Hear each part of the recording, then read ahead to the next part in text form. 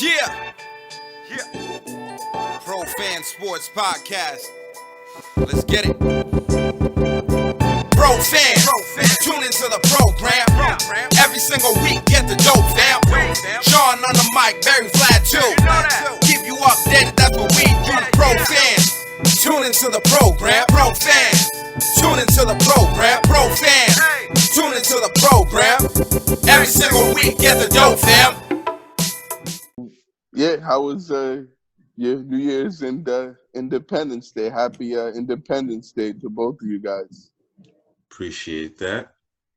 Yeah, for sure. So Vlad, how did y'all celebrate? You want to go, Vlad? Sure. So January 1st is Haitian Independence Day for the people that didn't know. And we celebrate by drinking this squash soup, basically. And it's tradition in almost every Haitian household. So every January 1st, you have no breakfast, no dinner, no lunch, but the soup. You just drink that all day. And most houses actually have it the next day and the day after, which I did. And it's literally one of my favorite meals ever. So, yeah, a lot of people don't know, like, Haiti is the first free black nation in the world, you know, and we got our independence in 1804. So this makes it 217 years that we've had our independence from the French and a couple other armies, you know, that pretty much was trying to keep us enslaved. And, you know, the Haitian people rebelled. And like Vlad said, you know, we eat the squash soup on January 1st. It's not only just New Year's, but to us, it's like even more, you know, it's Happy New Year's and Independence Day for us. So it's in the households, man, and you're eating it all day, you know. It's, you know, it's something that keeps us close together. You know, from what I've seen, I know a lot of people around Massachusetts because there's a big Haitian population here. You know, all the American people are asking for soup jumu, which is what it's called, soup jumu, so squash soup. You know, so I got several friends asking me, you know, yo, can I get a bowl? Can I get a bowl every year? Because it's actually pretty good. You know what I'm saying? And every year I got to make this announcement. This is what I've been doing to, like, you know, trick the people. I tell them, like, I moved out of my mom's house, so I don't have any soup jumu, so I don't have to deliver shit.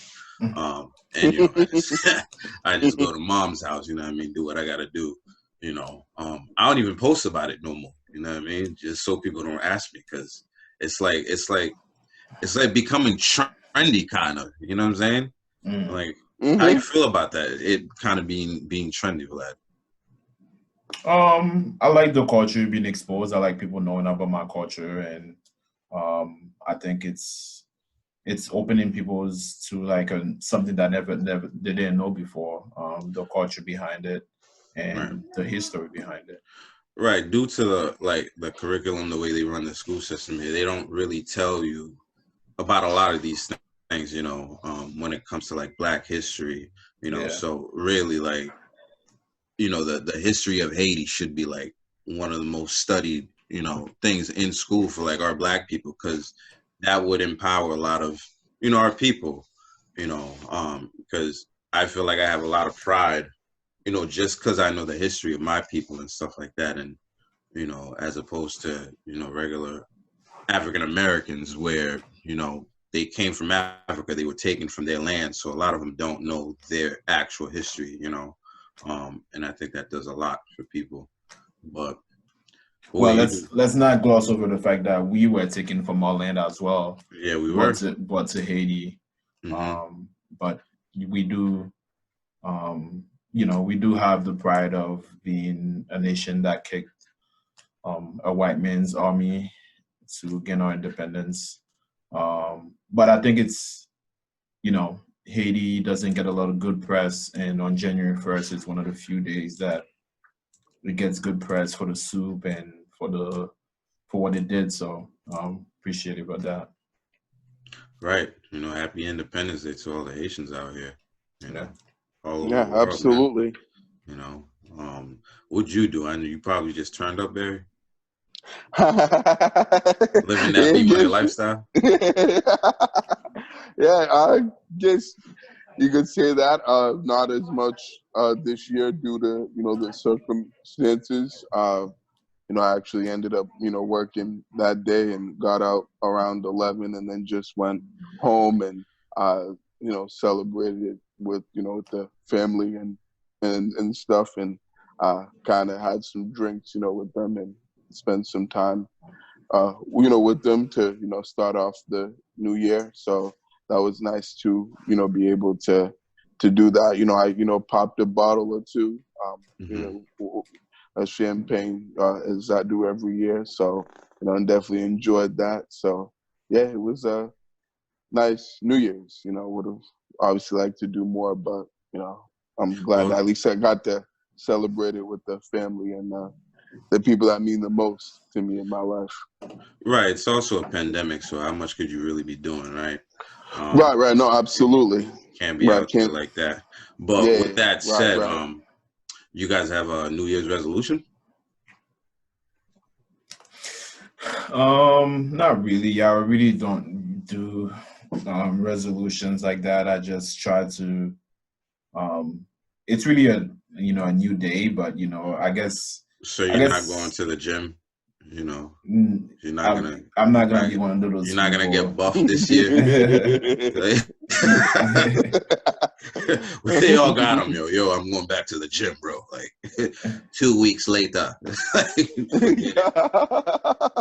Right. Yeah, I know that's how it's it always is. it's definitely a reset button, but I don't try to make these resolutions. I try to the same goals I was working last year is the same goals I'm working on this year. Just trying to get it and trying to be successful in everything I take part in. It's not bad.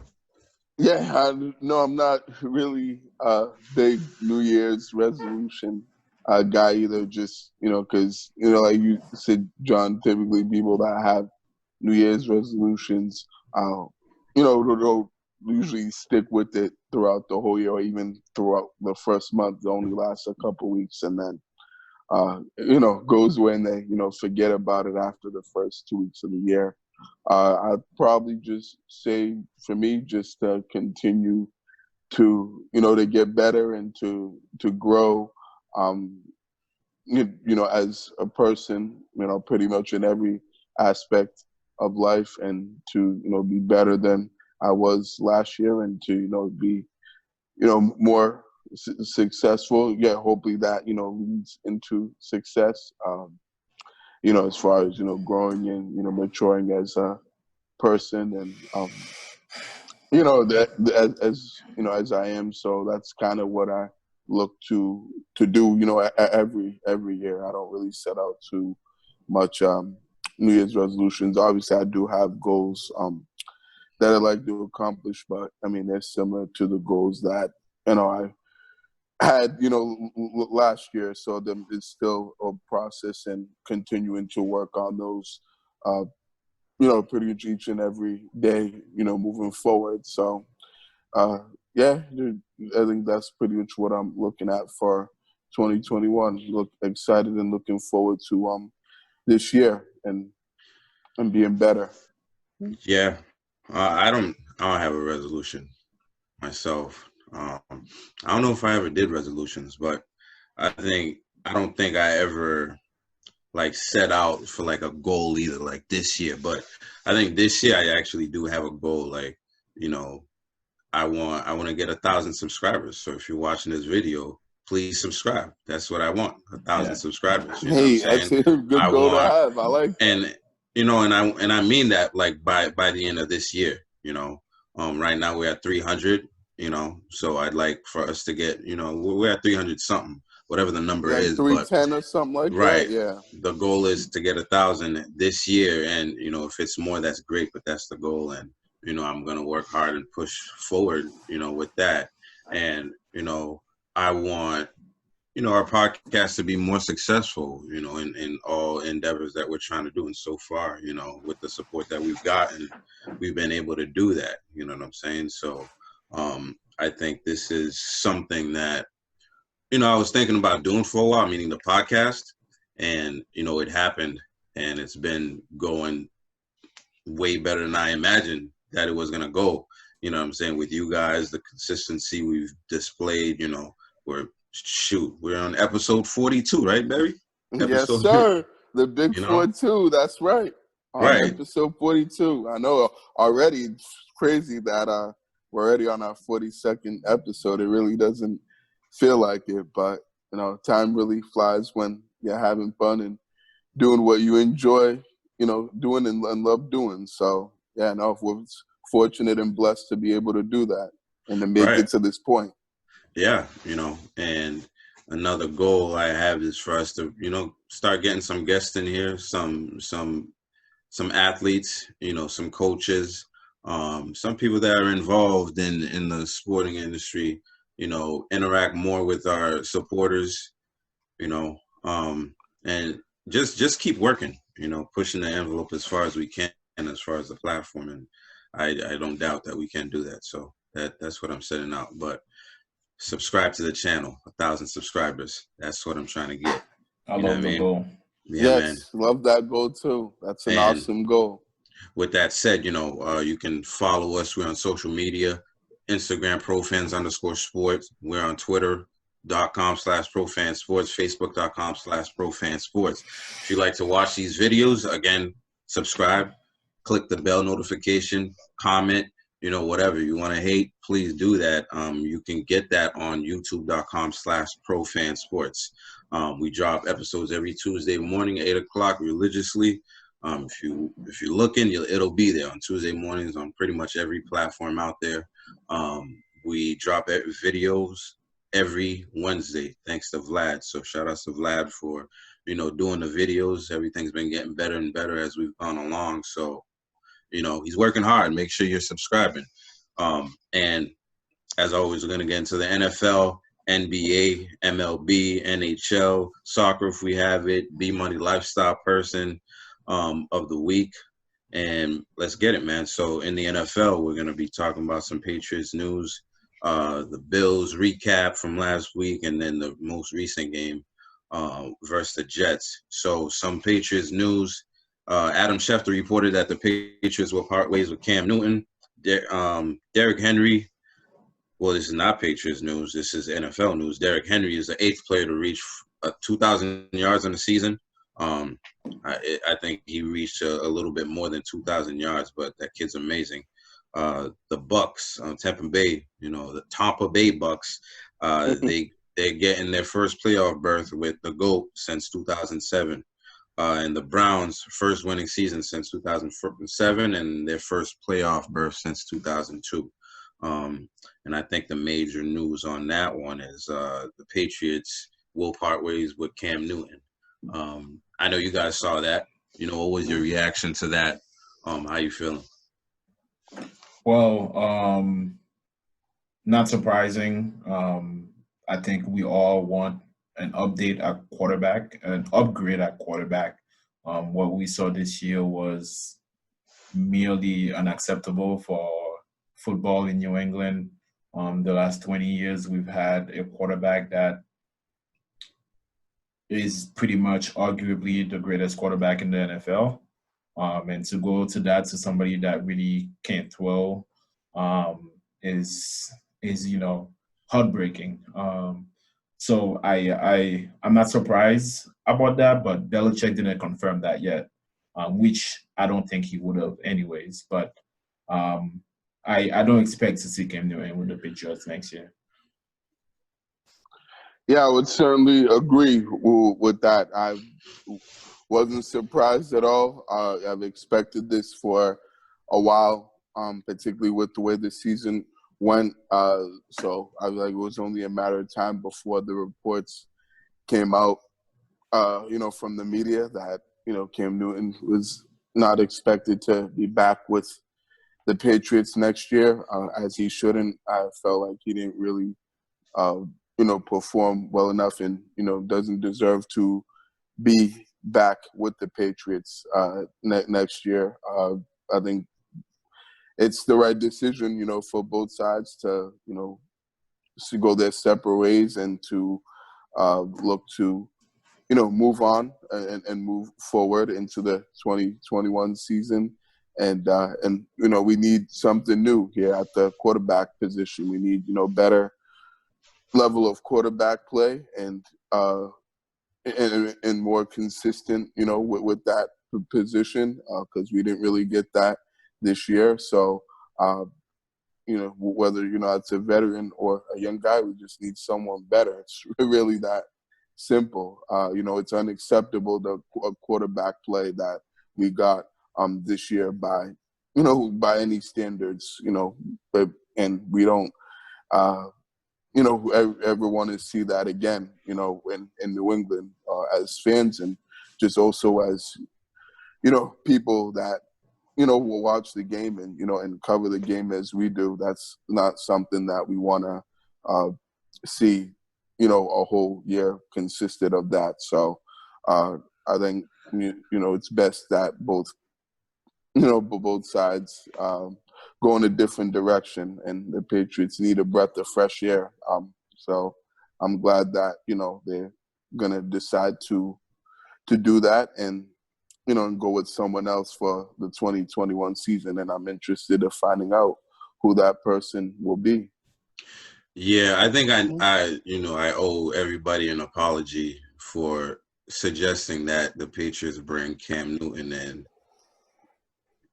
for the competition with, Jared Stidham, because that's one of the episodes that when we talked about it, like a couple hours later, they signed Cam Newton and we were all excited about it. If I knew this was how this season was going to go, I think I would have much rather have seen Jared Stidham, all year. You know what I'm saying? If I knew, we were going to get hyped up like that, because we thought like we were getting a Cam Newton that was on the revenge tour, like he talked about, Mm-hmm. and instead what we saw was pretty much the reason why, Cam Newton was on ice for all that time, and other teams wasn't trying to pick him up. And it just seemed like he lost the ability to throw the ball. Like our offense, we couldn't do shit on third downs. Like we were not functional on third downs at all year. And, when you're running the ball 3 out of the 4 times you're on offense, you need to be able to throw. I mean, 2 out of the 4 times you need to be able to throw the ball. And that's usually on third downs. And we can't do that. There's not much success you're going to be, you're going to have. Granted, he came in, he put himself on the line, he took leadership on the team and things like that. I'm still a Cam Newton fan, but, it just didn't work out here. And, there was a lot of suggestions that maybe we can bring Cam Newton back next year to with better weapons, but I don't even think Cam Newton will work with better weapons here, and there's no doubt next year the team's going to be, I'd say 75 to 80% better than what it was this year, based on the people that we have coming back. And I don't think we can have any worse performance at the quarterback position than we did this year. So I think it's up from here, What happens if they bring him back next year? I don't know how the fan base is going to take it, because, why would you bring him back next year? Like, we've seen everything that we need to see. Like, do we think, he was going to – maybe if he was in Tampa Bay, he could do a little better of a job. But, I seen a quote during one of his interviews. He was talking about how, how being with the Patriots has, taught him a lot of stuff about, deciphering defenses and, knowing what's coming and stuff. I'm like, you've been in the league for 10 years. You know what I'm saying? Why do we not have this knowledge already? You know what I'm saying? And Well, it just looked bad, man. It just looked bad. If you're not in the right system, you're not learning the right stuff, and but Cam had arguably his best game, the last game of the season. And thanks. Yeah, thank you. Right, it's too little, too late for that. And I saw him celebrating after this little run he had. I'm like, bro, you're packing your shit up after the game. Exactly. What are we happy about? I mean, he should celebrate. He's in the game. So I don't know, man. He should celebrate making a play. Yeah, I mean, at the end of the day, he's out there to win the game, and they won the game. unfortunately, he had a bad season. But I was trying to say that he arguably had his best game, the last game of the season, and that was the first time ever that the tight ends were involved in the game. And he threw a touchdown to a tight end. He threw a couple of passes to tight ends. Who did he throw a touchdown to? Devin Asiasi. Asiasi. Oh wow, I didn't even see that because I wasn't taking that game seriously. I'm like, we don't even need to win this game. Yeah, secretly, I was like, yo, I wouldn't mind if we lost this game. Like, at least we had a better draft prospect. I think we were set to be number 15 no matter what if we win. No matter what? Yeah. 15? Yeah. Pretty much we're going to be in the middle of the pack in draft order. Yeah. But to tell you, I mean, when I was watching that game, when we talked about it last week, we wanted to see the tight ends getting involved. We wanted to see a better offense. And we actually saw that. Cam Newton threw for 3 touchdowns. I don't think he threw for 3 touchdowns all year. He hasn't. That was the first game he's thrown for at least 3 touchdowns. Yeah, that's right. No interception, and the tight ends. Thank you for the last game. And the tight ends got involved, which was really good to see because we didn't see the tight ends all year. It was the first time. I think it was the first time Devin Asiasi caught a pass all year. Yo, he's been a bum all year. It was. Right. So, I mean, I don't want them to bring him back, but I was just trying to play devil's advocate. What if they bring him back? Like, what if, because Belichick was sticking to him all year, Yeah, he was, but I don't think you can bring him back. As awful and as pathetic as this offense was throughout the whole, season, particularly, with the quarterback play. I just don't see how they, can possibly, say, let's do this over again next year and, and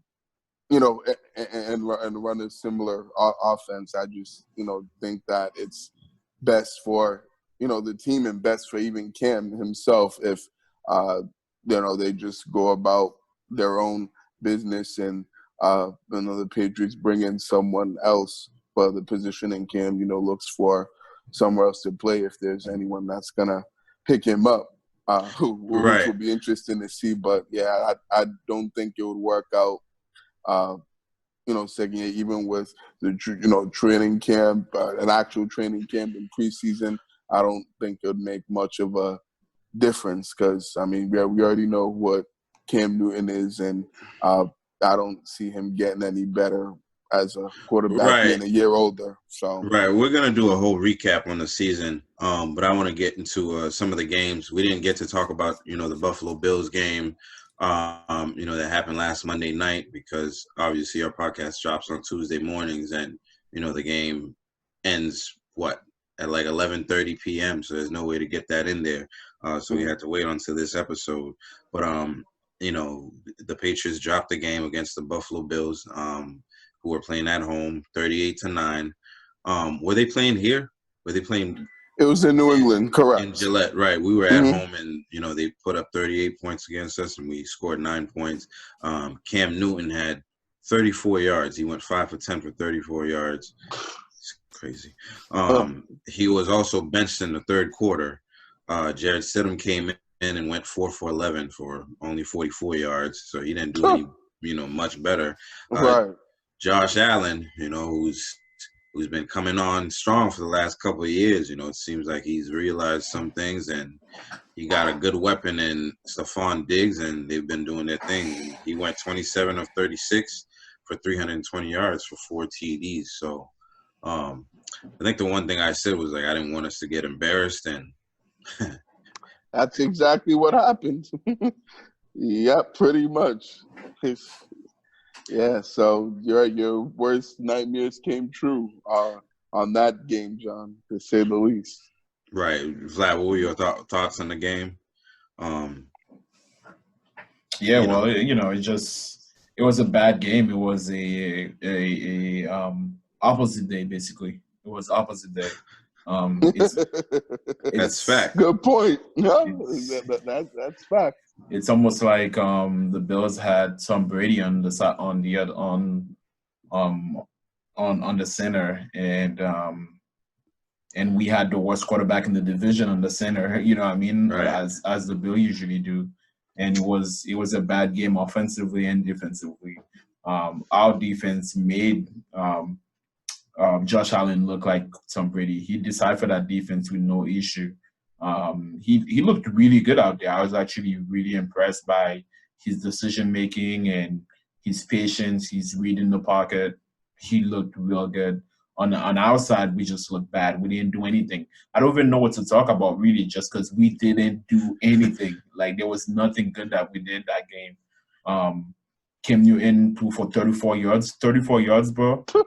Like, and Oh man. and as somebody that wanted Jerry to come in, I wanted Jerry to come into the game because I wanted to see what we have in him. He didn't look any better.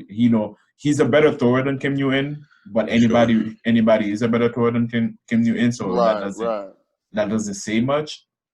But he didn't show anything good, nothing that you could get excited about. So it was one of that game was literally one of the most uninteresting game that I've ever watched as a Patriots fan. Most unwatchable. Yeah, exactly. Right. Yeah. Absolutely. The Jets game was, even though the Jets game had nothing to do with anything, that was far more interesting. Yeah, for sure. I think we all know how bad, the performance by the New England Patriots was. It was, horrendous and absolutely horrific. I think the only good thing that happened in that game was Cam Newton did a rushing touchdown, but they ended up missing the extra point right after that. And I just kind of knew it was going to be a bad day for them as soon as on that first drive, if you can remember, they ran that flea flicker play where they, tossed it to James White. James White ran to the right side, threw it back to Cam Newton, and Cam Newton threw it right to Damari Bird. And it was actually a good pass, probably one of the few good throws he made that game, and legit hit him right in the breadbasket, and he just dropped it. And from there, I'm like, oh boy, this is gonna be a disaster and a long night for us. And that's exactly what it was. I think what this game made me realize when I was watching was, the talent gap between the Buffalo Bills and the New England Patriots, and how far it is, and how much more talent and how much better of a team Buffalo is as to the Patriots. It's like night and day, pretty much. It's not even close. Buffalo's the far more superior team, far more talented team, and pretty much every phase of the game. They pretty much took it right to us, and the Patriots had no answer at all. Like, they were just, that was, I think, their worst game of the season, and the game where they were the least competitive. I think that was even worse than the 49ers game, and we all know how bad the 49ers game was. That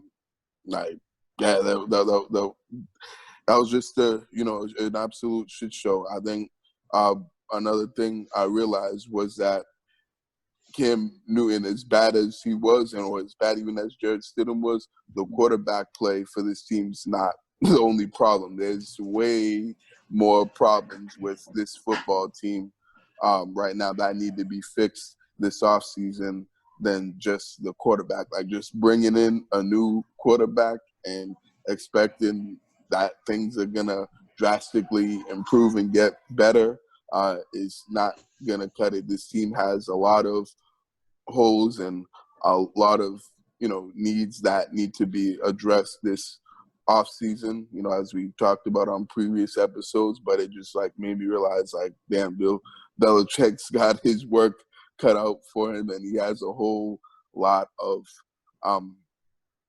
building to do with this roster. He pretty much has to build it from scratch. Like, he has to start from square one, because that's how bad it is. It's like there's no really guys that you could say, yeah, we can build around this guy, or we can, build around him. Like, he has to build this thing from the bottom up. So I think, watching those games made me realize that the Patriots have a long way to go in order to be a playoff contending team and a much more, competitive team for next year.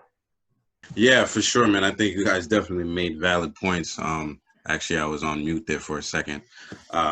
But, like you said, Vlad, that was a really unwatchable game, versus the Bills. Like I said, one thing I didn't want them to do was embarrass us. And, we didn't really do much for them not to embarrass us.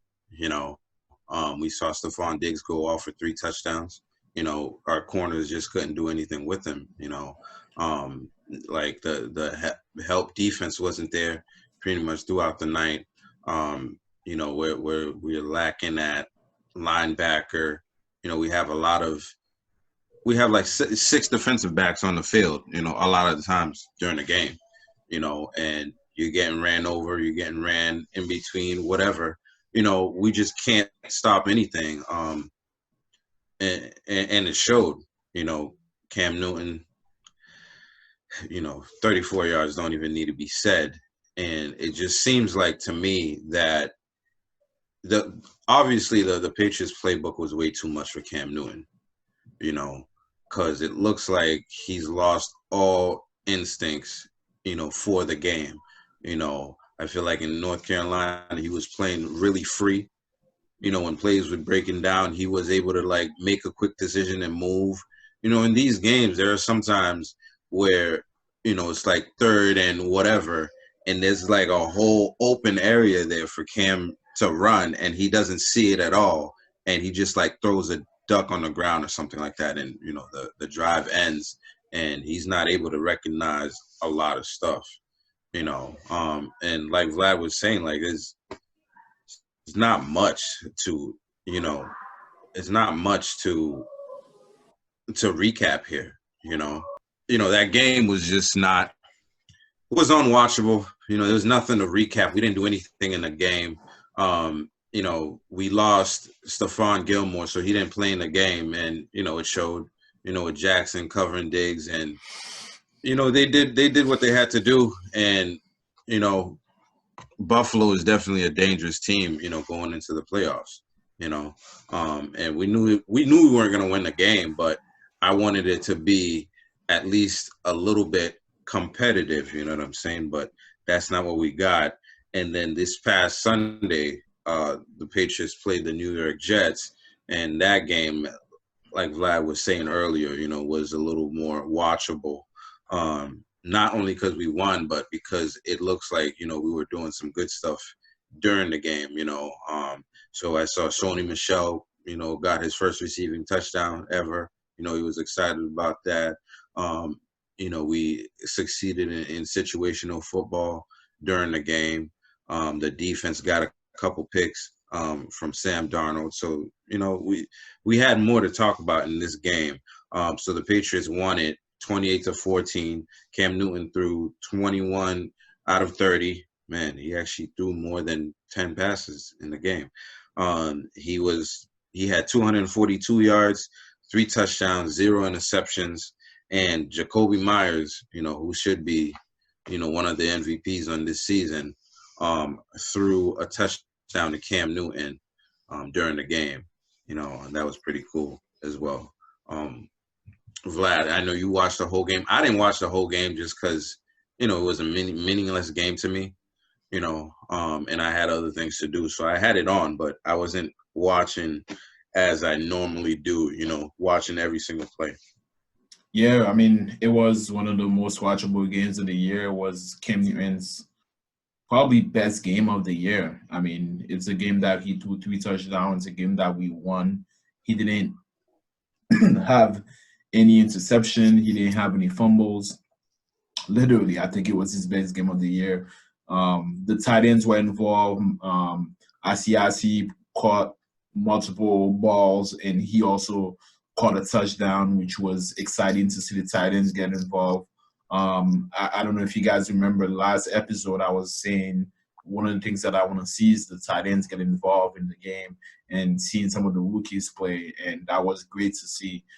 It was a most complete game from start to finish. Maybe from the first games of the year, that was like one of the best games of the year.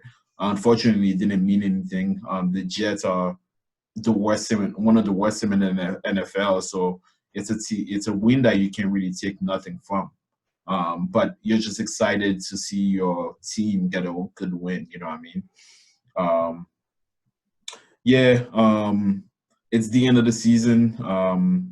We ended it on a win. But all around, it was a disappointing season. I'm not taking much from that game besides the fact that when the tight ends were on the field, we got a better offense. The offense played better.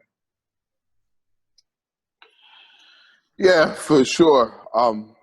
Those are some good points about the game. I actually did watch this game. Myself watched most of it with a good friend of mine who is actually a Jets fan. Believe it or not, it was a college roommate of mine. He came up to visit me. He was in town, so we ended up watching the game together. So yeah, just want to give him a quick shout out, Chuck Lane. Appreciate you for coming through and watching the game with me yesterday. Definitely was good seeing you. But I think with this game, I mean, like you said, Vlad, I don't really take much from it. I kind of just felt miserable watching the game and just couldn't really get excited about any plays because it's like, what does this really mean on the grand scheme of things? Absolutely nothing. It was nice that they were able to finally move the ball on offense and actually score some points and look somewhat like an NFL offense that can actually function. But it was just, not very, meaningful and just it was kind of like a wasted time in a sense.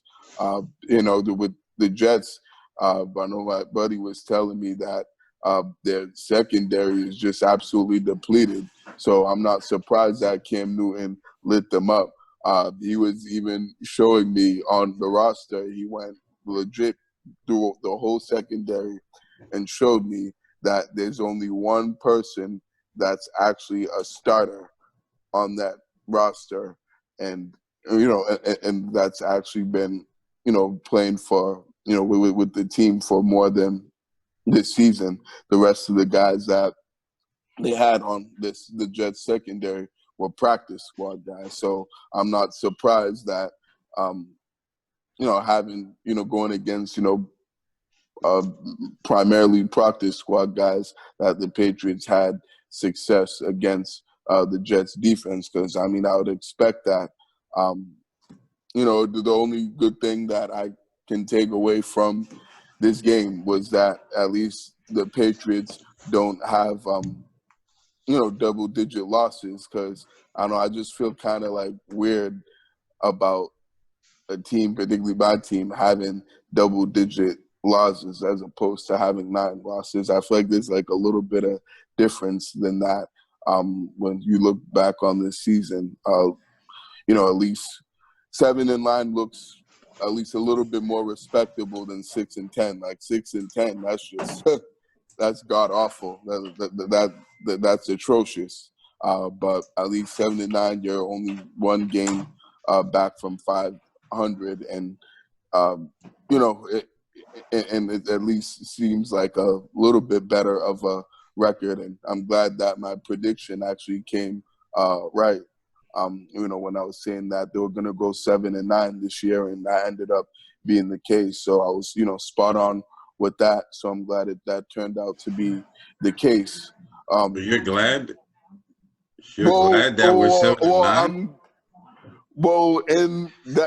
I'm glad that I predicted the Okay. season was, That's much as better. far as how it was going to go, that it turned out to be, you know what I'm saying, the way that it, as a Patriots fan that actually wants to see the team do well and be successful and win football games and, and make it to the playoffs, I'm not happy from that standpoint. But as, you know what I'm saying, when I analyze the season, right, when the regular season schedule came out, believe in May, when we'd first talked about it right here on this podcast, and we're doing our predictions game by game, and my prediction was, and it turned it out to be that the record was going to be 7-9, which exactly that's what it turned out to be, right on the money. So from that standpoint, I'm happy that I,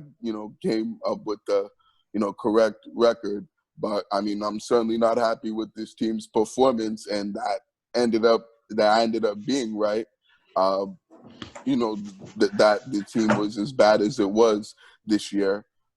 So it's unfortunate because it's like I don't think we made any progress this year, and I don't think there's anything we can build on, and we can, bring with us into next year, and that would be able to translate. So hopefully the only thing, like you said, Vlad, that hopefully that can translate from what happened in this game into next year is the tight end play. We did see better tight end play in this game finally. About time.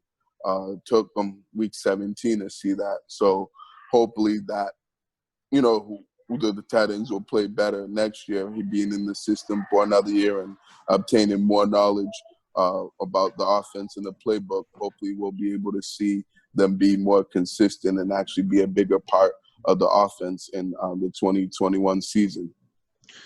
Yeah. Only thing I took away from that was I'm glad the season's over.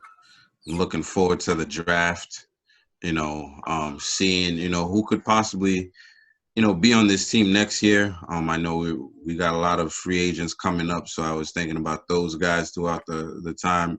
A lot of these faces may not be here, and a lot of the players have expressed that, a lot of the players have said, come next year, a lot of these faces will not be there. So I'm looking forward to seeing, the reports on who's going to be there and who's not. So with that said, let's do a little recap on the Patriots season. So we went 7-9, like we've been saying. Cam Newton, we now know, will probably part ways with the Patriots. We don't know if that's cemented. Adam Schefter posted it. Sometimes he's wrong, but majority of the time he is right. So, if that's the case, I think we already spoke about that, so we don't even have to touch that. But what do we do with Jarrett Stidham? Do you guys want him to come back next year and, try to compete for a starting position? Or do you think Jarrett Stidham is going to be,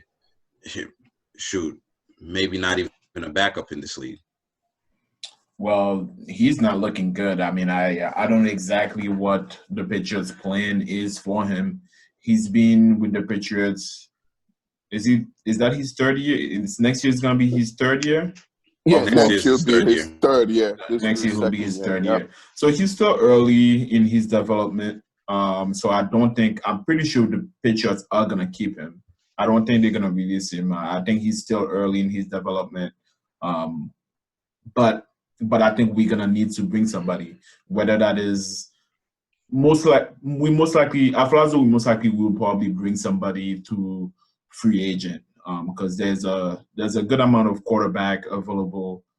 Fitzpatrick? No. You think we'd have Fitzpatrick? Fitzmagic? He's making up New England stop? If he doesn't retire, hopefully, if he doesn't decide to retire and stop playing. No, go ahead, Vlad. Yeah, I'm okay on that. I don't want Fitzpatrick, but I do think that we are going to bring somebody in, whether that is, Carson Wentz or Dwayne Haskins or even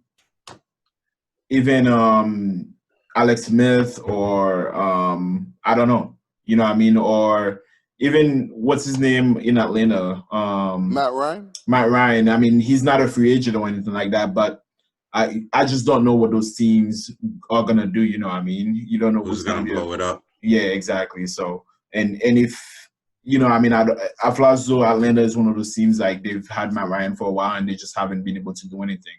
So so I do think we need to bring a quarterback. And as far as the whole season goes, obviously it was a very disappointing season, offensively, defensively. Belichick did not get the team ready for the season. He wasn't proactive about finding a quarterback. He waited till the last minute to sign Cam Newton. If he really wanted Cam Newton, he would have signed him way earlier in the offseason. As far as his GM job, he didn't do a good job. I mean, the guy he's drafted in the offseason on Kyle Duggar, maybe is the one guy that actually did something. You know, he didn't just do something. He actually played a lot of minutes and he played well. Kyle Duggar was the only guy that shined. The rookies, the rookie tight ends, he drafted two of them. They didn't really make an impact until the last game of the season. It just wasn't a good job by Bill Belichick at all. I mean, I know people want to give him credit because he got, I don't know, 7 wins out of this team, but he's the one that put the team together. If he wants credit for 7 wins, he should have put a better team together and get more wins out of it. So it was a very disappointed year. Nobody in New England was expecting that, to go for somebody that goes to the playoff every year to not making the playoff. And it's just not making if we were making the playoff and we were competitive, it would have been different. We didn't make the playoff and we weren't competitive. Like everybody was laughing in our faces. You don't want to be the laughing stock of the league, you know what I mean? And right now we are the laughing stock of the league. Are we? Yeah. You're not scared of New England? No, I mean, we're not scared, but I don't know if they're the laughing stock. I wouldn't say about that. You're not scared of New England. You're not scared of New England, and you know their quarterback can throw for shit. They don't have somebody on the roster that can throw. I would say, you know, the rest of the league is not scared of us no more. I'd say that. You know, yeah, I don't know. Right. I don't know for I think of the laughing stock is like the Jets or the Jags. Yeah, or the Jaguars. You know right. Exactly. I'm laughing at you if you throw in 34 yards a game, bro. Hey, deservedly. Yeah, I'm laughing at you, bro. Right, at least the Jets and Jaguars quarterbacks can throw for more yards than that. They can make NFL throws. Facts. Exactly. How do you want me to not laugh at you if you are in a league, in a professional league, you cannot make professional throws? That's like, can't make 5-yard throws, right? You can't make a check down, bro. You're a laughing stock. It's humiliating, right? Okay, Barry, maybe you want to take this one. What do you think about the defense? You know, this year. What did I think? Yeah, about the defense, our defense. I mean, I thought it was okay. You know, they had some good games, but towards the end of the season, they just didn't really play well, particularly when they played against, you know, good offenses and offenses that particularly could, you know, run the football well. You know, their lack of, you know, not having linebackers or defensive line, I feel like that caught up with them. The lack of size, they were too small, defensively dependent, and relied on their secondary too much. And I feel like that kind of bit them in the ass, you know, at the end when they faced teams that had a, you know, good running game and that were able to expose them and exploit that weakness. So what do you think the defense will need, you know, to, you know, perform better in the next season? You know, whether it's through the draft or free agency, what do you think the team needs to be focusing on? I think they certainly need to get obviously some linebackers. They need more depth at linebackers. They can't be continuing to keep playing this 6 and 7 defensive backs, these nickel and dime packages. It's good to go to them once in a while, particularly when it's a passing down and passing, situation, but you can't consistently play that kind of defense in this league and expect to, have, any kind of success or a lot of success. So I think certainly they're going to need, more depth at linebacker, inside and outside linebacker. They're gonna, need, some defensive linemen. Like we said, they need more, size and more girth, in there. Pretty much the only good defensive lineman is Lawrence Guy, who's a free agent. I hope he comes back, but we all know they're gonna need more depth at that position. They need more than that. You can't just rely on one guy to, to play well at that position. So we need that. And then I think we need some edge rushers, some guys that, can rush the passer, some, better defensive ends, and that can also, contain and play the run as well. So I think they certainly need, some more guys that are, physical and that can, certainly defend the run well. And and that can get to the quarterback because, their pass rush was really non-existent this year. Most of the quarterbacks that we played had all day to throw in the pocket and were just sitting there and got to look at all their reads and all their options before making a pass. So I think certainly those would be the top needs that I'd like to see.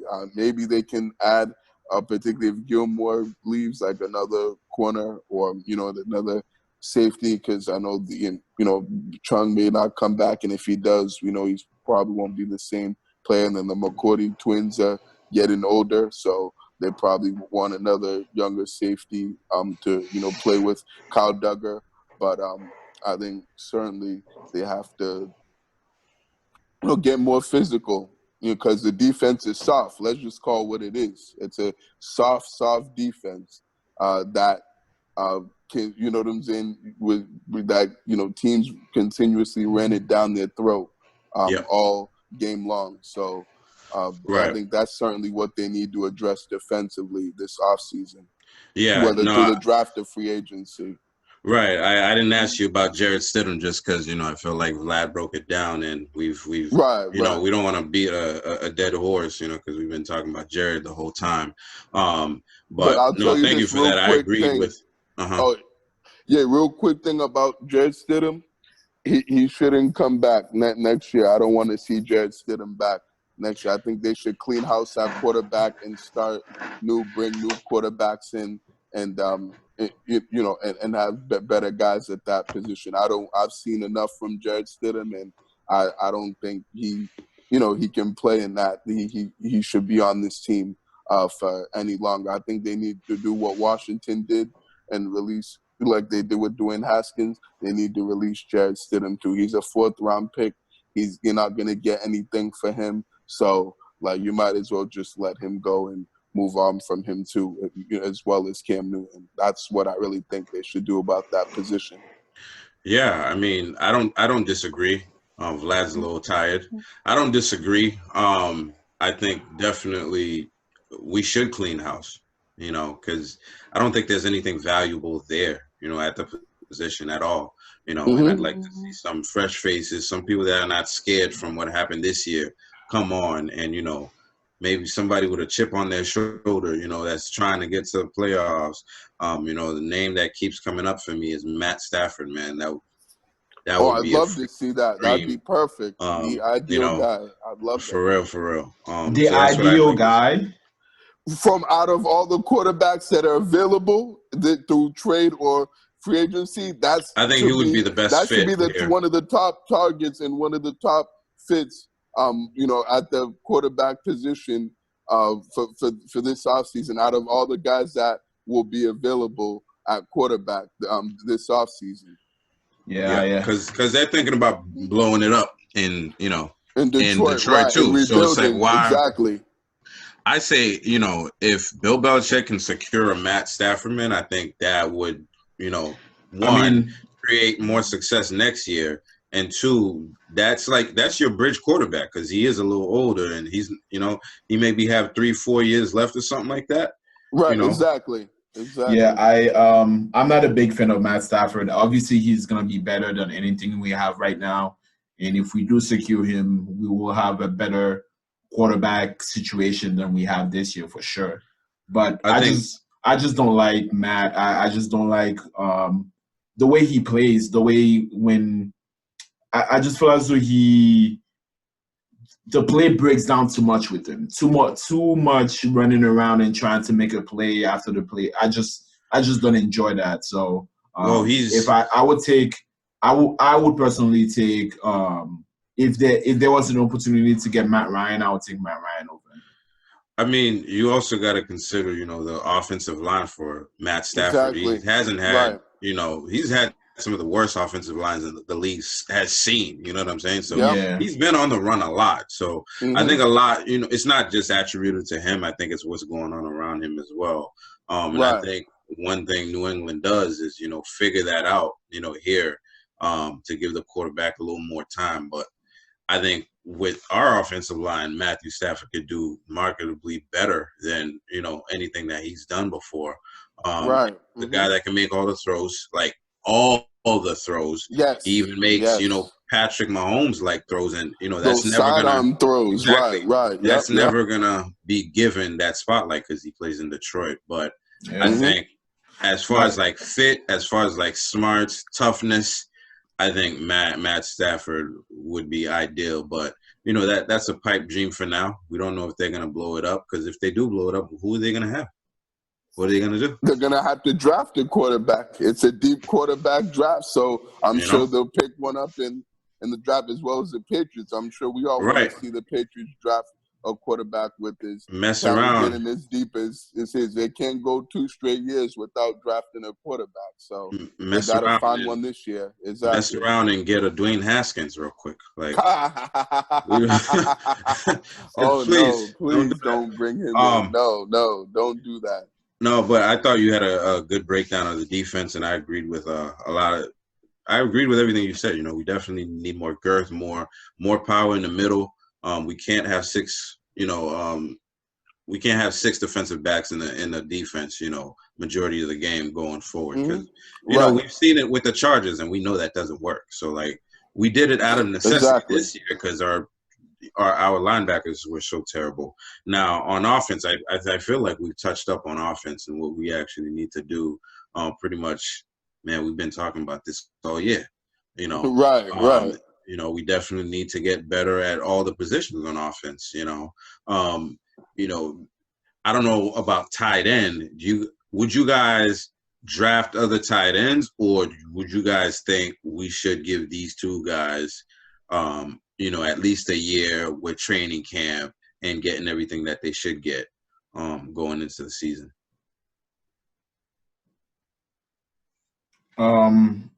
I mean, obviously, I like what I saw on Sunday, but obviously, I think we should give them a chance. They haven't really been on the field that much, but if we get maybe a veteran tight end to teach them along, that wouldn't be a bad idea. Yeah, no, I certainly agree with that. I wouldn't like to see them draft another tight end. They already drafted 2 last year. There's no need to draft another one. I think they could certainly bring in 1 or 2 veteran tight ends that can give them some more production at that position and be more reliable. And kind of be like a mentor to these 2 tight ends and give them that leadership at that position, because they were certainly missing that this year. There were really there wasn't any of that at the tight end position. So I think that that's certainly what the Patriots should look to do this offseason at tight end, is bring in a guy that's experienced and that has proven that he can play well and at a high level in this league. Yeah, I want proven receivers here. I just want proven receivers, guys that know how to get open, guys that know how to work on the top of the key and read a defense. We need to get back to playing smart football. You know what I'm saying? And it looks like we didn't have that at all this year. You see somebody like N'Keal Harry, when the play breaks down, the guy just like sits there and look at you like, move your ass. You know what I'm saying? Like, it's backyard football now. When the play breaks down like that, you got to help your quarterback and get open. And most often than not, this dude's like in the way. You know what I mean? And like, bro, no, for real, that's facts. You're like, right. He's just in the way.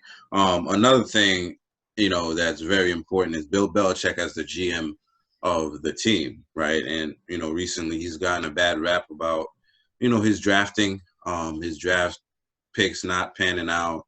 No thanks to people like N'Keal Harry once again, and some of the picks he's made in the last several years. We know he's probably never going to give that up unless Mr. Kraft says something. But how do you feel about Bill as the GM going into this coming year? I already talked about that earlier. Did you? Yeah, I gave a whole thing about it already. Yeah, I don't remember. Maybe I'm not paying attention. But you can go ahead, Barry. I mean, yeah, I'm kind of concerned about, Bill, the GM. He's had, the last few off seasons haven't been very good for him. He certainly hasn't done, what he needs to do in terms of building this roster and also, bringing in the young talent or just talent overall that, this roster needs in order to, win football games and be a lot more competitive than what they've, been and what we've seen on the field. This is a huge offseason for him. He has to redeem himself. As a GM, I think it's now or never for him. Because if he has a bad offseason, Bill Belichick, the GM, then that's pretty much going to really be, a devastating hit to the Patriots' future and what this roster will look like for the remainder of the time that he's the coach of this team. So I think, I'm hopeful that he can, do what he needs to do and bring in the talent that he needs in order to be, for the team to be a lot better. But I've also been thinking and realizing that it may take more than one offseason and 1 year to rebuild this team. I think because there's so much that this team needs that I'm not sure that Bill Belichick, the GM, will be able to get everything in one offseason. I'm thinking that it'll probably take at least 2 years. 2 to 3 years. I'm willing to give him that time frame in order to, build this roster and make it out to the team that that we'd like to see, a winning team that's back in the playoffs and contending in the AFC. I think it's going to take about that amount of time, like you just said, John, in order for them to get back to playing that kind of football. Because I think just one offseason, that's like not much time. You can only do so much in one offseason. But I'm definitely interested in seeing what he does with this team, from a GM standpoint, because I've been, skeptical just like everyone else as far as the moves that he's made, since most of them, they haven't turned out to be very good. So I'm hoping he can turn that around this year, this offseason, and, and make moves that will benefit this team, for next year and in the future. Yeah, I think Bill definitely he gets a bad rap, for the whole drafting stuff. Like Bill has drafted some of, the greatest players that's played this game, and obviously this year has been a bad year, and we've flopped on a few picks, but I don't think that should be the narrative for Bill, as in like he's not somebody that can draft. You know what I mean? Because a lot of draft picks he's made on defense that have actually worked out. You know what I'm saying? You're thinking about like Chase Winovich, who was leading the team this year on the edge right there. That kid Josh Uche who came in, he's actually looking pretty good. A guy that He had can a solid fly off season. the edge. Kyle Duggar. I think he's definitely done more on defense than he's done on offense. But I think he has a bad rap and a bad narrative with what's going on. I think what he needs though is to make sure that he's not reaching for these guys. Like we don't have time to polish these guys anymore. Tom Brady's not here. He can't cover for the mistakes of the team anymore. You're gonna have to get guys that are more ready to go from the jump, as opposed to like a little project that you're going to be working on for a couple of years. If you're thinking about guys like Julian Edelman that was taken and had several years to actually work to becoming the receiver that he is. And we got some guys on the roster right now, Jacoby Myers that's like that, Gunnar Olszewski that's learning on the job that's like that, like Damian Harris too. Damian Harris, he needs to draft more people that are readily available to play from jump. I'm thinking about a guy like Dante Hightower who came in and was just killing it first year. Gerard Mayo who was coming in. You know what I'm saying? Like those guys that were sure fire starters in this league. And please don't go into the Division II whatever because you like this player or whatever and nobody else was watching them. Even though Kyle Duggar has worked out, but majority of the time those guys don't work out. And, that's going to be it for this Patriots 2020 season recap. Some NFL news: Adam Gase was fired by the Jets. Doug Marrone was fired by the Jacksonville Jaguars. Anthony Lynn was fired by the Chargers. So all those teams will be looking for new head coaches. Carson Wentz wants out of Philly, and that's been reported for the last couple of weeks, right? Last night we saw, on Sunday night, we saw something really funny where the Eagles sat Jalen Hurts, to basically throw the game, so that the Giants don't make the playoffs. I thought that was pretty crazy. That was wild. That was hilarious. Listen, I was like, Jalen Hurts is on the bench, and then the stat thing comes up, 2 TDs. Like, so he's had your only scores in the game, and you benched him. That's crazy. And yeah, it is. That was wild. Right, Doug Marrone, the accomplished writer, the Super Bowl writer. He came out and said he played to win the game. I'm like, no, you didn't, bro. You had Doug Peterson. Doug Peterson. Yeah. I'm like, dude, you had Nate Sudfeld out there. You wasn't trying to do shit.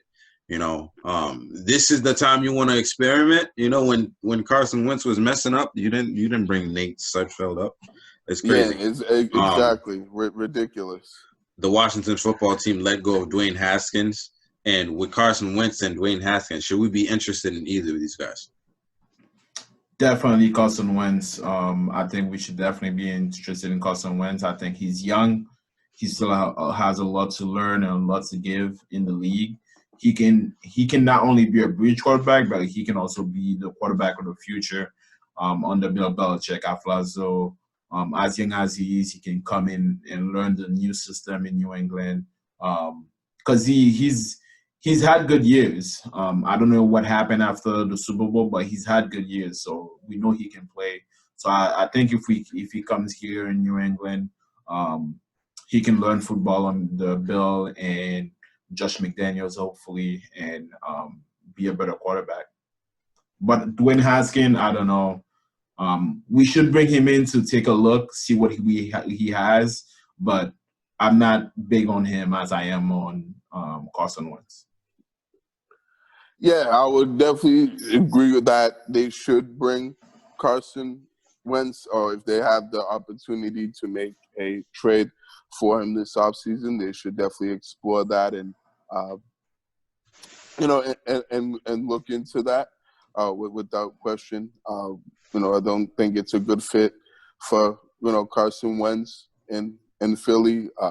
The relationship between him and Doug Peterson is pretty much a too far gone at this point, and yeah, it's so bad that he does need to get out of there. So I think he is a quarterback that does have talent for sure, and and is capable of, playing well. So as long as you have the right guys around him. So I think he just needs a change of scenery and just needs to, to go on a new team and be with a new coach that, believes in him and that, has confidence in him, because I think, Doug Peterson doesn't believe in him at all and trust and have any kind of confidence that that he can play and that he can be the starter. So I think if he came here, certainly they should, it would go better than what it has in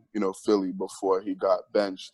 As far as Dwayne Haskins, no, hell no, absolutely not. Do not bring that man in. That man is a bust, and I think that I wouldn't even think they should even bring him to take a look. And as a training camp invite, I think that'd be a waste of time.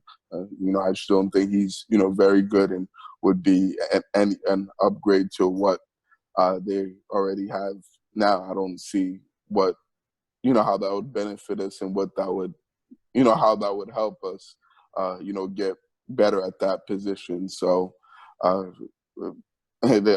definitely wouldn't look to bring Dwayne Haskins in, but certainly Carson Wentz without question. If they can get him, definitely go after him in a heartbeat. Yeah, I think for me, bring them all in. All right. Who do we have? Even Dwayne Nothing. Haskins? No, you gotta wait. Let me explain. Go ahead. That's just like me just thinking, even Dwayne Haskins, because we don't have shit. You know what I'm saying? We need people in house, as many as possible to me, right? Only thing I don't like is obviously Carson Wentz contract. He cannot come here on that. He'd have to be released or something to even get a chance of coming here. Dwayne Haskins obviously has maturity issues, but he is a young man, and I think a lot of the times these guys do better in structured, places, structured facilities, and we know that the Patriots is one of the hardest places. If you're not in here working hard, there's no chance you're even going to be here. So, was the number 15 pick 2 years ago. So, there was something there. You know what I'm saying? In Ohio State, he definitely had a lot of weapons out there, and he was just allowed to throw it. But with that said, he can make a lot of NFL throws, and we saw a quarterback that can't make them anymore. So what do we have to lose is basically what I got to say. If the situations was correct, I don't see why we wouldn't bring everybody that we can, because we obviously need it. And I feel like Carson Wentz was a really nice quarterback just a couple of years ago. I don't know what happened, but I feel like he can make all the NFL throws.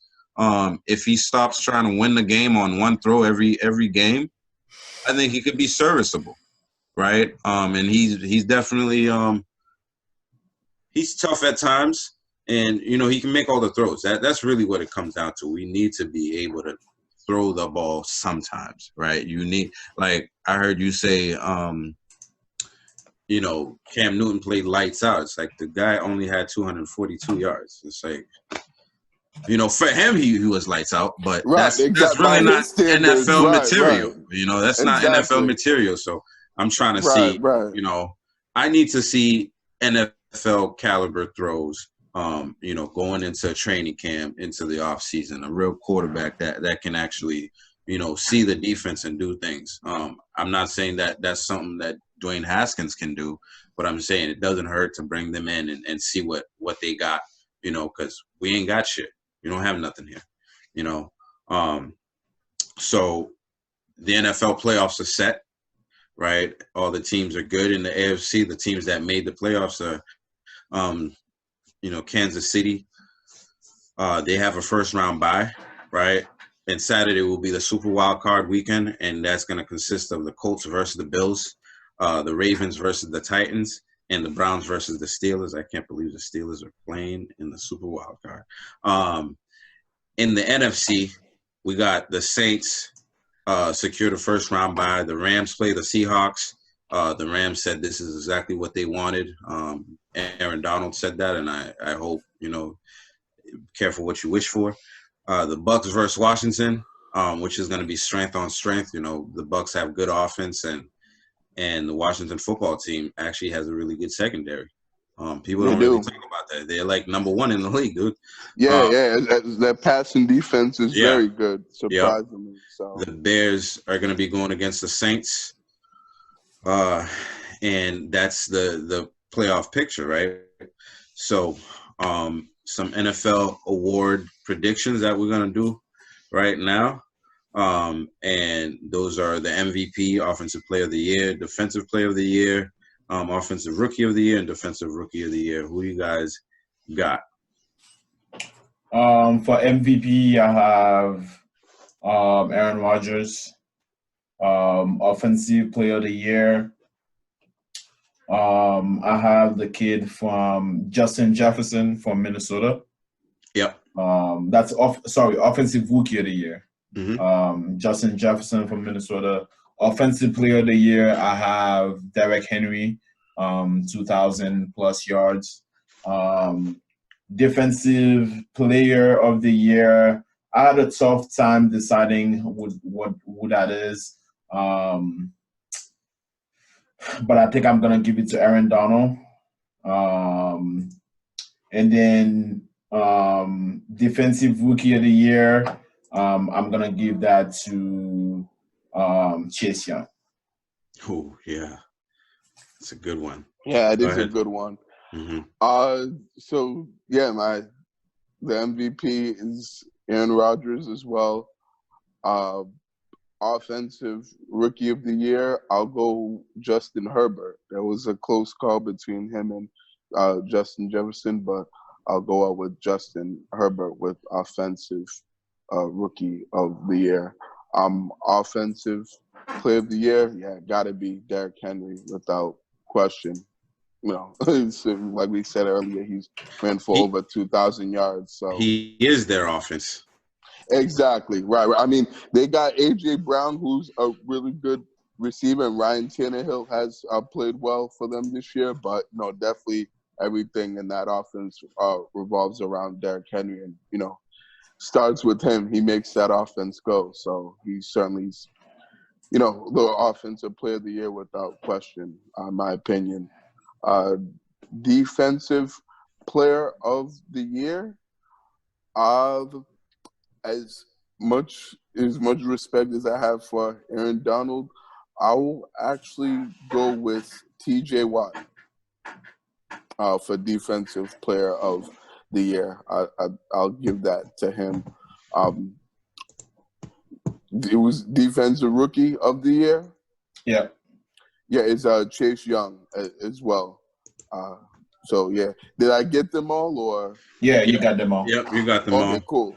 Yeah, so those would be my predictions. Yeah, for me, MVP, I think Aaron Rodgers definitely deserves it, for sure. It's like, he has like 46 touchdowns and like 6 interceptions or something like that on the year. Yeah, something like that.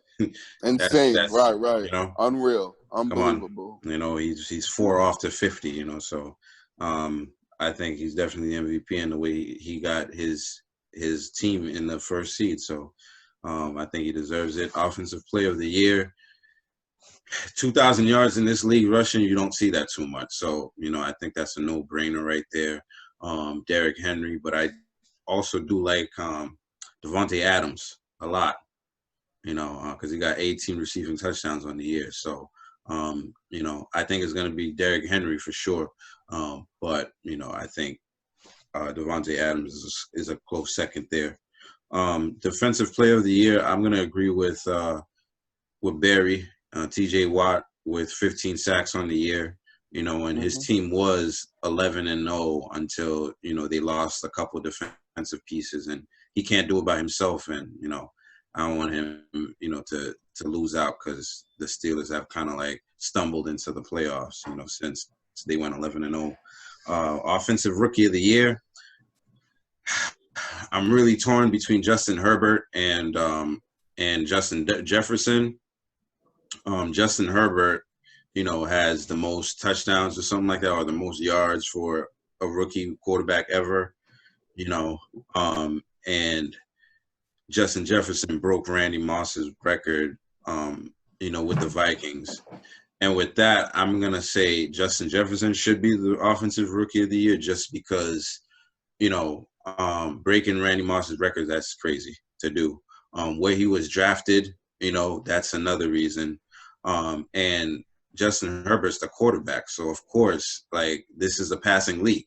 I think more rookies are going to come in and break those records. Every year rookies come in. Baker Mayfield just had those records, So, just for that, I think Justin Jefferson, he said that when he got drafted, everybody that passed against me, they're going to pay. And he's kept his word, and he's quickly become a leader on his team. He's making plays left and right, and he's learned every single game and adjust. He hasn't had 2 bad games all year. What I'm saying, from what I've seen. And that's hard to do at the receiver position in this league. Not having 2 bad games and breaking Randy Moss's record, who's one of the greatest receivers of all time. It's it's very hard to do. Randy Moss's rookie year is things of legend. So I think he definitely deserves that. Defensive Rookie of the Year, that's a no-brainer right there. He was drafted number 2 for a reason. And on Sunday night, I think he had 3 tackles. So he had 3 tackles, and one of them was a sack. The other one, he recovered a fumble, and then another one ended up in an interception or something like that. So, even though he only had 3 tackles, he makes crazy impact in the game. Yeah. And, he's gotten respect, and I believe he already made the Pro Bowl. So, that's pretty much a no-brainer too. You know what? And now we're going to get into the fantasy football league that we had this year, the Pro Fan Sports Podcast Fantasy Football League on Sleeper. We announced that the winner of the league was Andy Cazeau, and we asked him to come on. He's going to come on and talk to us for a couple minutes about his experience, in the league, and for us to thank him a little bit for doing everything, for participating and making the league a success this year. Hey, there we go, my man. I love the Pro Fan Sports. What's going on? How you doing? And attire, man. That's awesome. Thank you. And congratulations on winning the league this year. You're gonna have to repeat that. Nah, that's who called it, so that's cool. Are we good? Yeah. All right. Yes. As promised, we got the winner of the Pro Fan Sports Podcast Fantasy Sleeper League, Mr. Kaz in the crib. I don't know if you want me to give them your government in there. Well, I already did. So if they've been paying attention, they already know the name. But Mr. Kaz, what's going on? This dude got the Pro Fan Sports gear. How's it going, I love fellas? the drip, man. How you doing, gentlemen? Thank you for having me. I appreciate you guys putting me on the podcast. I'm happy to be here today, Something gear ready. That's awesome, man. I love the drip. I love it. Right. So I know I invited you to the fantasy league this year, and this was the first time you actually did a sleeper league. I've had experience in it. So I think one question we want to know is how was the experience for you? What were some challenges during the season, and what adjustments did you make? Yeah, for sure. No, this was my first time working in a sleeper league. I never participated in such a league before, so that was a new experience for me. But it was cool. It was a lot different.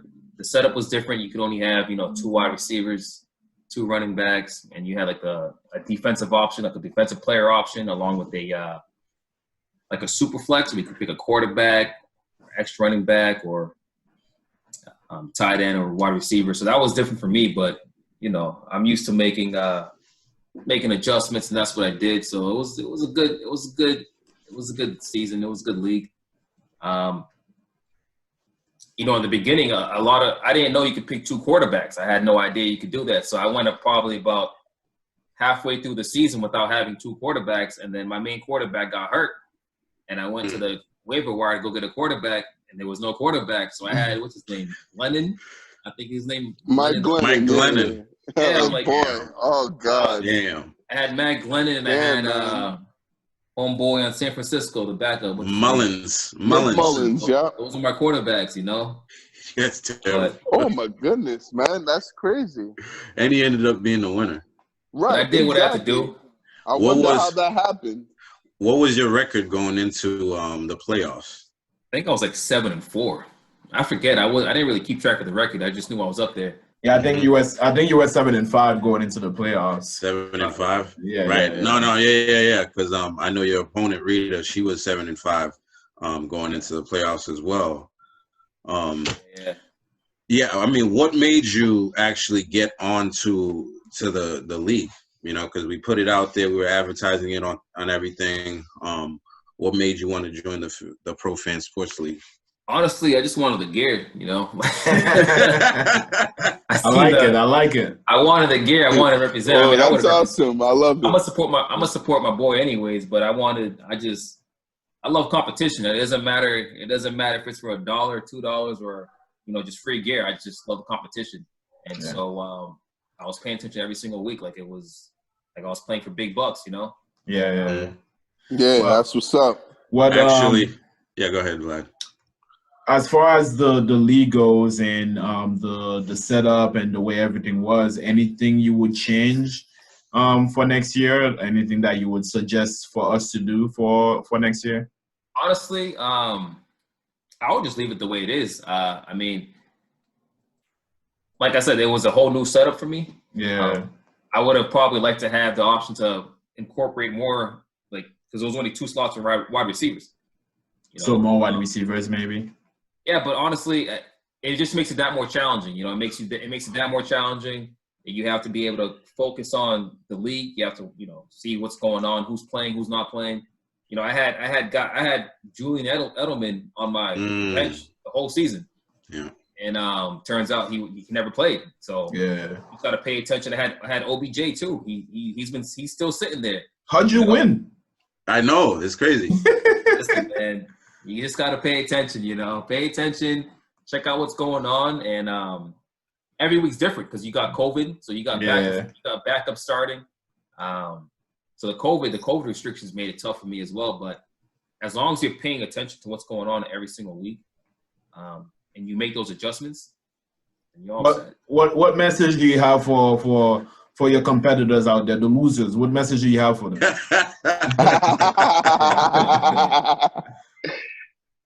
Got to try harder, And you got the reigning champ right here, Pro fans. There you go. Nah, I mean, he's won the first annual Pro Fan Sports Fantasy Football League, man. So I think that's pretty big, First that's awesome, for sure. What was that person's name? The competitor I went to in the championship? That was Rita. Rita. Yeah. Shout out to Rita. I played her so I played Rita in the regular season, and I was supposed to lose to her actually, and I don't know what happened. I think a quarterback got hurt or something. I think Aaron Rodgers threw for like 5 points. Yeah. Oh, so goodness.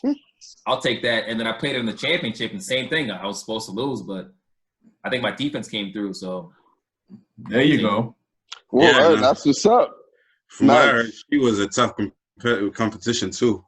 Shout outs to her, But to everybody else who played, I appreciate you guys, just being part of the competition, being part of the league, and making it fun. You don't have to be that nice. You can tell them they suck. I don't really know them like that, so I'm just saying, thanks for making it fun, but just gonna. I got the gear. You know what I'm saying? Yeah. Hey, there you Well, go. congrats, man, and thanks for participating. And will you be participating next year? Oh, absolutely. I'm the reigning champ. Why not? I got the belt. I'm wearing the belt right now. Somebody has to knock you off, right? Someone has to take That's the belt. true. I'm not giving it out. Yeah. There you go. That's what I like to hear. We might have to actually incorporate a trophy next year too. You know. Yeah, we might have to do that. Get a plaque made. Definitely. You know what I'm saying? Get some plaques going on. Maybe what we'll do is have a trophy and we write the person's name on it. Yeah, every time somebody wins. Yes, I like that. That's a good idea. We should definitely do that next year. I don't know, maybe you guys could even have like a ring ceremony or something like what we'll do, we'll have the trophy and it stays at the winner's house all year. You know what I'm saying? Yes, definitely. You know, and like at the that. end, you know, at the beginning of the season, it comes back, you know, for another name to be added. That's what's up. If it needs to be added, you know. Yeah. If you happen to win again, you get 2 names on there. I think what we should do is you should incorporate something for the loser. Like the person who has the worst record, they have to do something. Like I don't know. Now some type of crazy challenge. That way, people want to stay focused. And people don't want to be losers. Exactly. Right, No one one wants to be that last person. Right. That's a good idea. Good idea. Should we make them wear a Pro Fan Sports dress? We do got them. Yeah, for sure. Yeah. You know what I mean? And say I suck at fantasy. You know, like we see out there. For sure. Yeah, man. Sorry, I got the coaster here. Like my hands were getting cold from holding the beer, so I just have to use my There you go. I love it. Well, congratulations again, man, and thank you for participating. Hey, thank you. Yeah, congrats, Andy. Good meeting you, man. Thanks for being on the show and for telling us all about your experience in the league, man. We appreciate your time, man, and appreciate you participating in the league and look forward to having you back in the league next year defending your belt. So good luck to you on that. Actually, and if you guys want to have me back too, you know, on one of your episodes, let me know. You know, I'll come by, talk about anything. This guy was actually a D1 track runner, right? Yeah, Division 1. Right. He's a modest guy. You know, he's a modest guy, but this dude was a top flight athlete in high school. So, you know, the competitiveness still remains in this guy. Always. Yeah, nice. Man. That's awesome. I just wanted to ask you a quick question. Who's your favorite football team? I'm assuming it's the Patriots, or do you have another football team that you like? Favorite football team? I mean, that's the Patriots. I don't know if you can see that. That's what's up. Oh, I see it. There you go. You said favorite team or favorite city? No, favorite team. So the city. Okay, my man. Boy. He's ready. He's ready. I love it. That's what I'm talking about. Man. I'm a Patriots. I'm a Patriots fan. I represent Boston. I represent the Bruins, the Red Sox, the Celtics. Celtics playing tonight, by the way. Patriots. You know, I'm all about Boston. Doesn't matter what it is. I represent my city. You know, city of champs. Hey, that's what's up, man. This guy, didn't you win like a challenge at the Celtics game where you threw like a 3-point shot and won like a vacation or something? This guy's just a winner, man. He's just a winner. Wow, yeah, that's they had awesome. a little shoot around at the Celtics game, and I, you know, they had me come out in front of like 18,000 plus fans, and they wanted me to 18,000. You don't say. They wanted me to. I had to do like a little challenge. Something light, right? Something light. Something light. That's like 18,000. Nothing. Say 18,000. So like all the seats were full basically. Well, you were Jalen Brown out there. Yeah, little Tatum action. JT, yeah, there you go. But Jalen Brown's doing pretty good too. But you know, we could talk about that some other time. But yeah, we should definitely have you back on and just have an episode where we interview you or something. For sure, man. Yeah, absolutely. Definitely. Yeah, but once again, man, thank you so much, you know, for joining the league. Thank you for making it fun for the other people and paying attention. And if you want to follow Andy on IG or something, he's always commenting on our IG, profans_sport. You'll find him in there. So thanks again, man. We'll catch up with you. All right, fellas. Take care. All right. Thank you. You too. Thanks, Andy. Happy New Year. Happy New Year. Yep. Just leave the meeting. Get out of here. Yeah, see you, Thank you, man. bro. Appreciate it, man. Take my belt with me too. Hold on. Thanks, Cindy.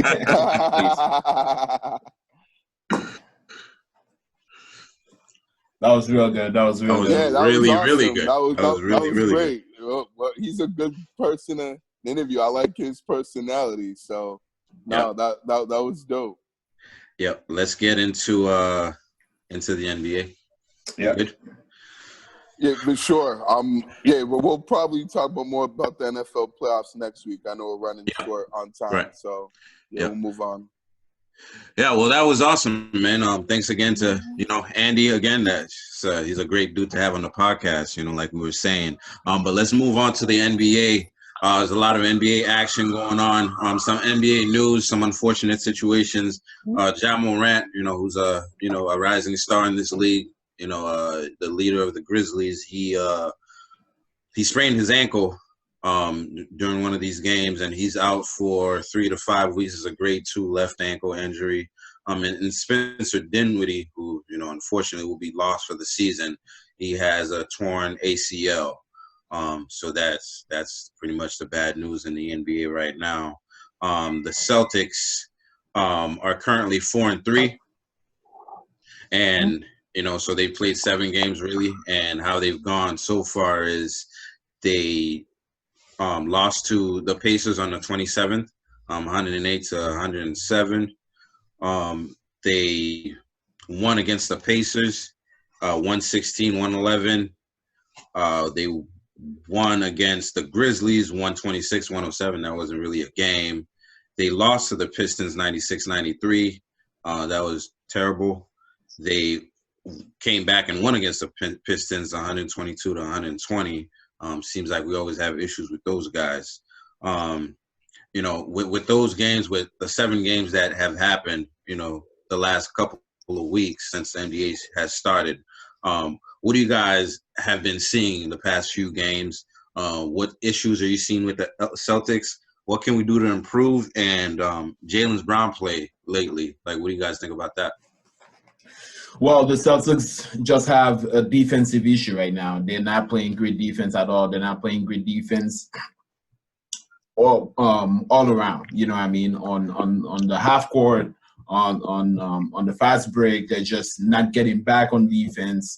To lose to the Pistons had no win in the season when we lost to the Pistons. There's no way we should be losing to the Pistons. There's no way we should be having that close of a game to the Pistons. Even the game that we won against the Pistons, we had to win that game on a Jason Tatum game winner. That's not what I expect from this Celtics team. We have too much talent to be having that close of a game to the Pistons. The defensively, offensively we are doing what we're supposed to do. It's just defensively, we're just not getting back. We're just not doing what we're supposed to do. I'm not sure exactly how to fix this. I just think guys need to be more disciplined on the defensive end of the ball. It's just not happening.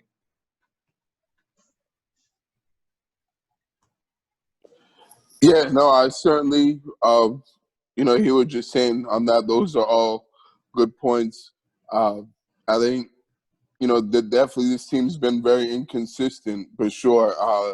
And what's been consistent with them that I don't like what I'm seeing is them coming out flat in games and not getting off to good starts, right in the first quarter. Like, the energy is not there and intensity is not where it needs to be starting out the game. And, but with the starting unit, they just, start off like really cold and, come out flat and don't really look good at all. So they certainly need to, fix that and, not put themselves in situations where they have to come from behind, from double-digit deficits and put themselves far too back in the game.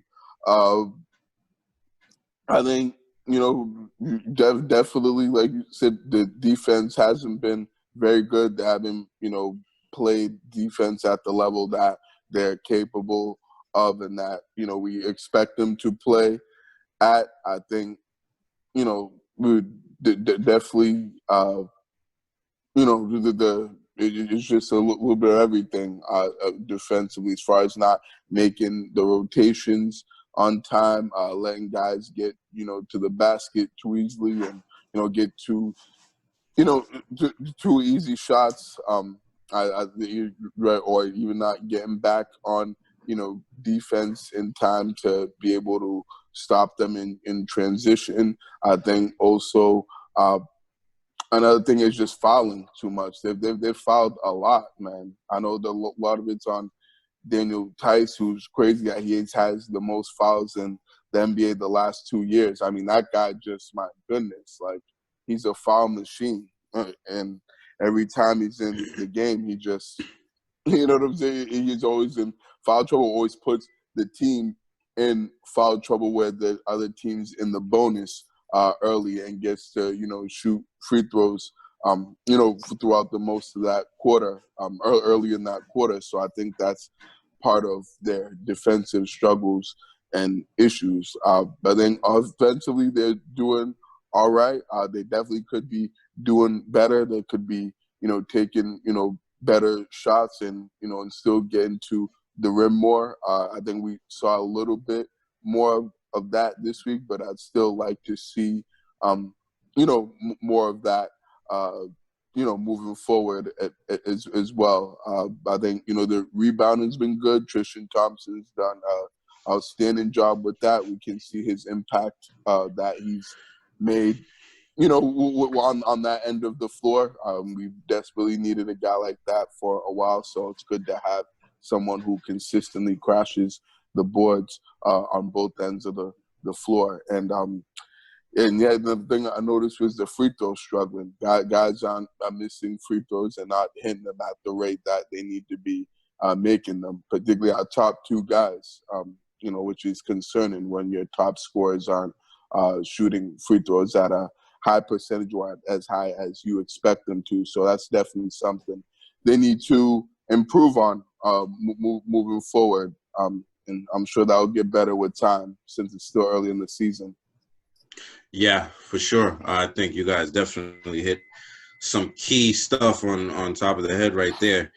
Like Vlad said, there's definitely a lot of defensive lapses that's going on throughout the games. Specifically, if you look at the games with the Pistons, these guys drove it pretty much every time they had the ball and had success doing it. Our closeouts are not really good right now because you see what happens with the threes. I think these guys shot like 61% against us the other day, throughout most of the game. I do see that, the team clearly has two stars, and that's Jaylen Brown and Jason Tatum, right? And they've been putting in the work, I think they're learning on the fly, Jaylen Brown has taken full advantage of, having the ball in his hands so much. And it looks like he has a lot more confidence this year than ever, because now the offense is actually going through him. He makes, good decisions with the ball.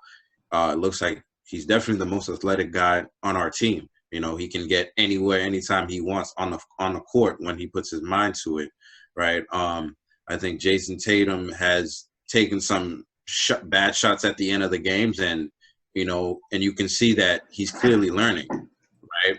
One game he took a step back three. The other game he bypassed the three, to get a mid-ranger. It looks like he's learning like that.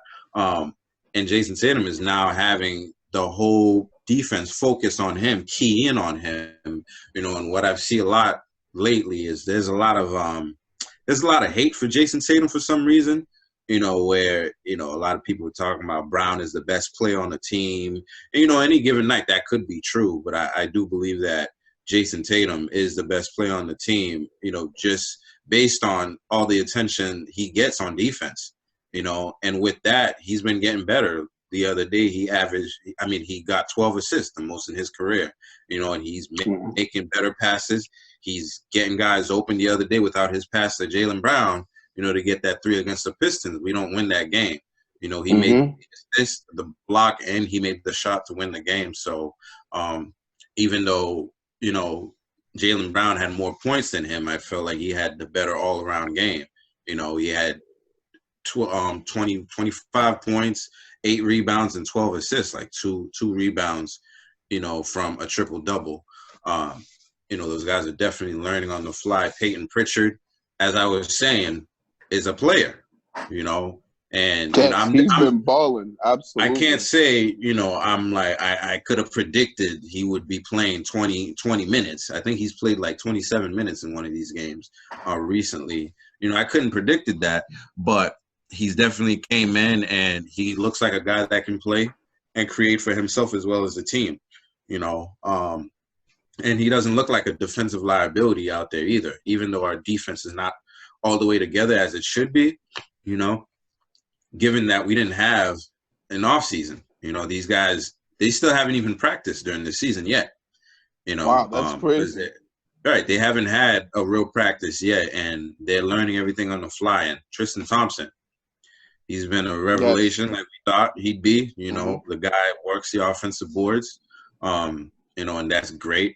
They've been experimenting with the lineups as Brad usually do throughout the season.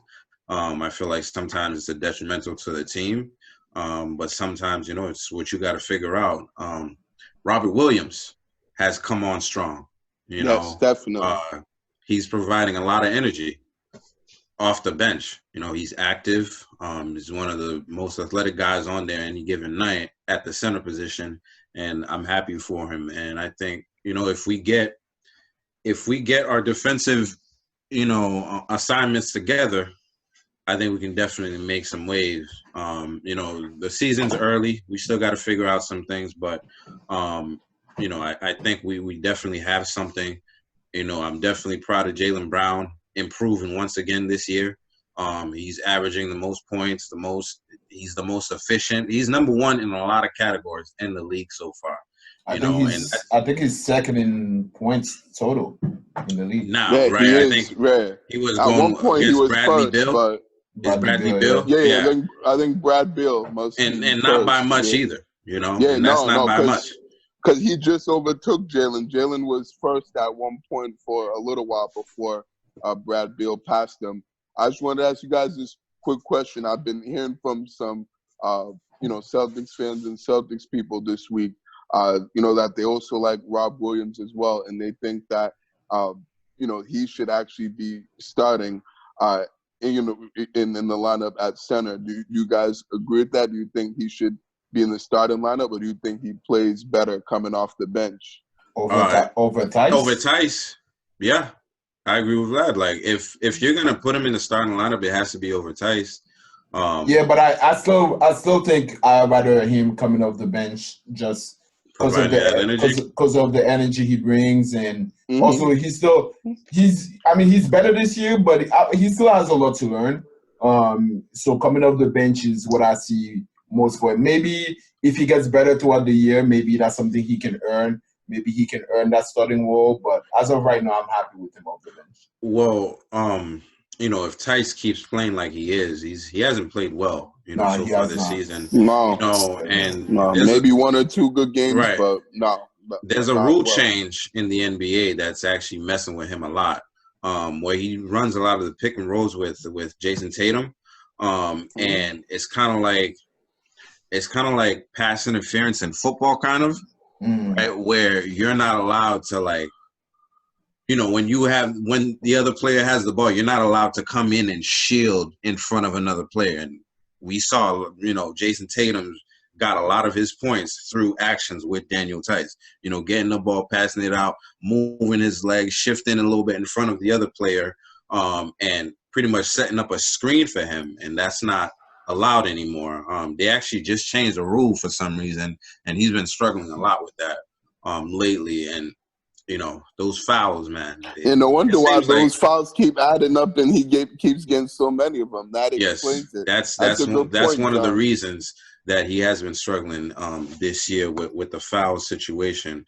But I think I don't even agree with that rule, because I'm like, why would you just up That's and change a weird that? rule. Exactly. Yeah, and that's awkward. They did that. I didn't even realize that. Tice NBA is changed valuable it. because of his feet and being able to set it up in certain ways to actually create space for the other players. And when you take that away from him, he's going to struggle, to stay in front of guys. And, when you make that action, which, NBA is all about repetition. You get good by repeating things over and over. Like the mid-rangers keep going down because you work over and over. You know what I'm saying? And speaking of mid-rangers, Jaylen Brown and these mid-range shots, like he's dead.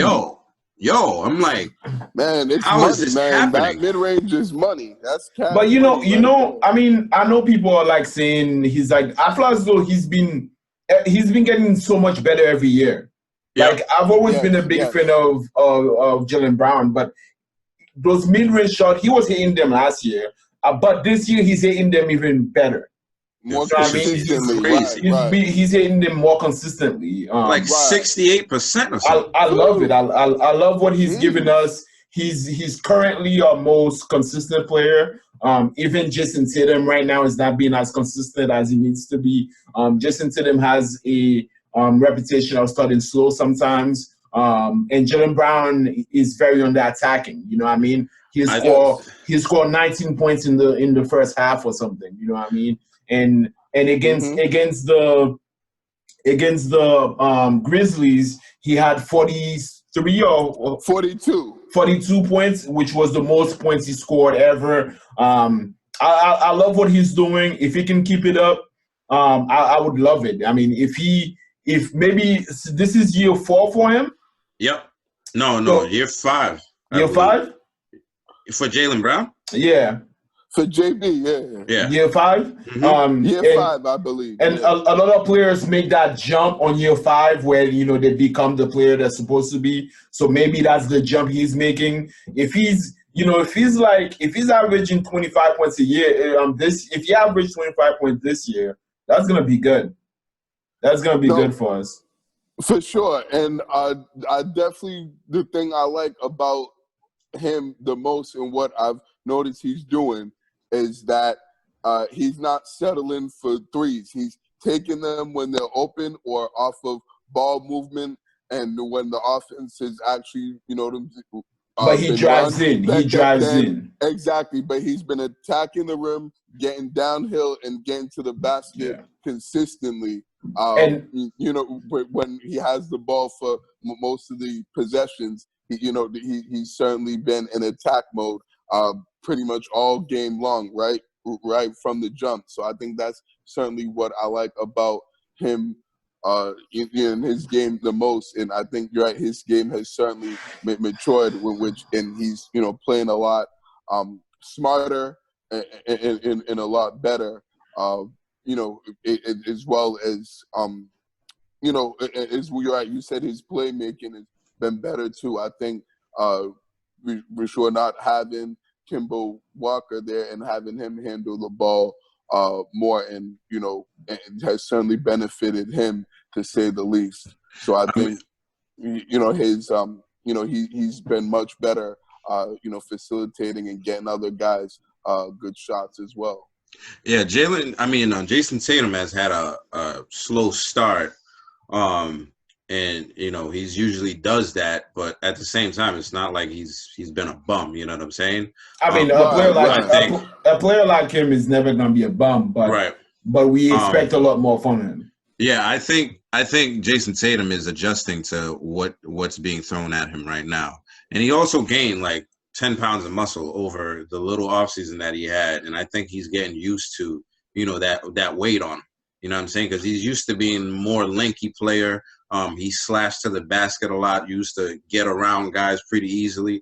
Now you kind of have to like run these dudes over because you're becoming, a stronger player. And sometimes that kind of messes with your shot too, where you're being too strong with the ball. It does, right. The problem I have with him is more of his shot making decision. Shot selection. That's what I don't have. I don't have too much of a problem with him, adjusting to the defense and passing the ball, but it's just sometimes he takes the three when it's not there, just because he knows he can make it. And sometimes you're just not going to have your shot every day. You know what I mean? You got to, and I think Jaylen Brown has been smarter about selecting his shot. You know, if the three is open, he takes it. If the lane is open, he drives in, you know what I mean? And I think he needs to be more, if it's not there, don't just take any shot, man. No, for sure. I definitely agree with that. He certainly has to do better than that. And I don't know what people are telling you, John. Are people telling you that he's not playing well? Because I think he's playing well. He could certainly be playing better. What I've been seeing, he hasn't been a bum at all. But I don't get why people are telling you that. Remember how I told you I started a podcast because I was arguing with people online on Facebook and shit. So I still read these things, you know, and a lot of the stuff that I'm seeing the fans are saying, you know, oh, he's way better than Jason, that in reference to Jaylen Brown, you know what I'm saying? Oh, he's way better than Step Back Jay, the fake Kobe wannabe. I'm like, are you guys serious? Like, these guys are on the same team. What? And why would you not want them both to be doing as well as possible? Exactly. You know what I'm saying? Why? You know, it's weird to me. Hell? You know what I'm saying? It's like, bro, why? Yeah, that's ridiculous. And like, I understand why, you know, certain players, they start getting envious of each other because stuff like that happens. They're humans. They're reading shit. They're like, oh, Jaylen Brown's the best player on the team now. You know what I'm saying? I saw Kendrick Perkins saying that shit on ESPN. You know what I mean? And the fans, they run with that shit. And it's like, they're not really looking at the fact that, you know, Jason Tatum is getting a lot more attention now. And Jaylen Brown has to do what he has to do to get pressure off him. You know what I'm saying? We don't have a Gordon Hayward anymore that, you know, that doesn't allow us to double people. Now they can double our players. You know, Kemba Walker's not here. You know, who's the defense going to focus on throughout the time? You know, as you can see, Jason Tatum has taken 2 game winners this you know, season already, and he's won 2 games with last minute shots. You know, not saying Brown can't do it, but you know, it seems like the team trusts Jason Tatum to be in that position a little more, and that speaks volume to, you know, how important he is to the team. You know, and the better he plays, the better our team's gonna be for that. So I don't know why people wouldn't want to, you know, root for that, you know, and try to create. Right, absolutely. Because I feel like that's detrimental to the team. But, you know. Well, no, I think the fans are here to – I mean, I don't want any player that's going to be swayed by what the fans are saying.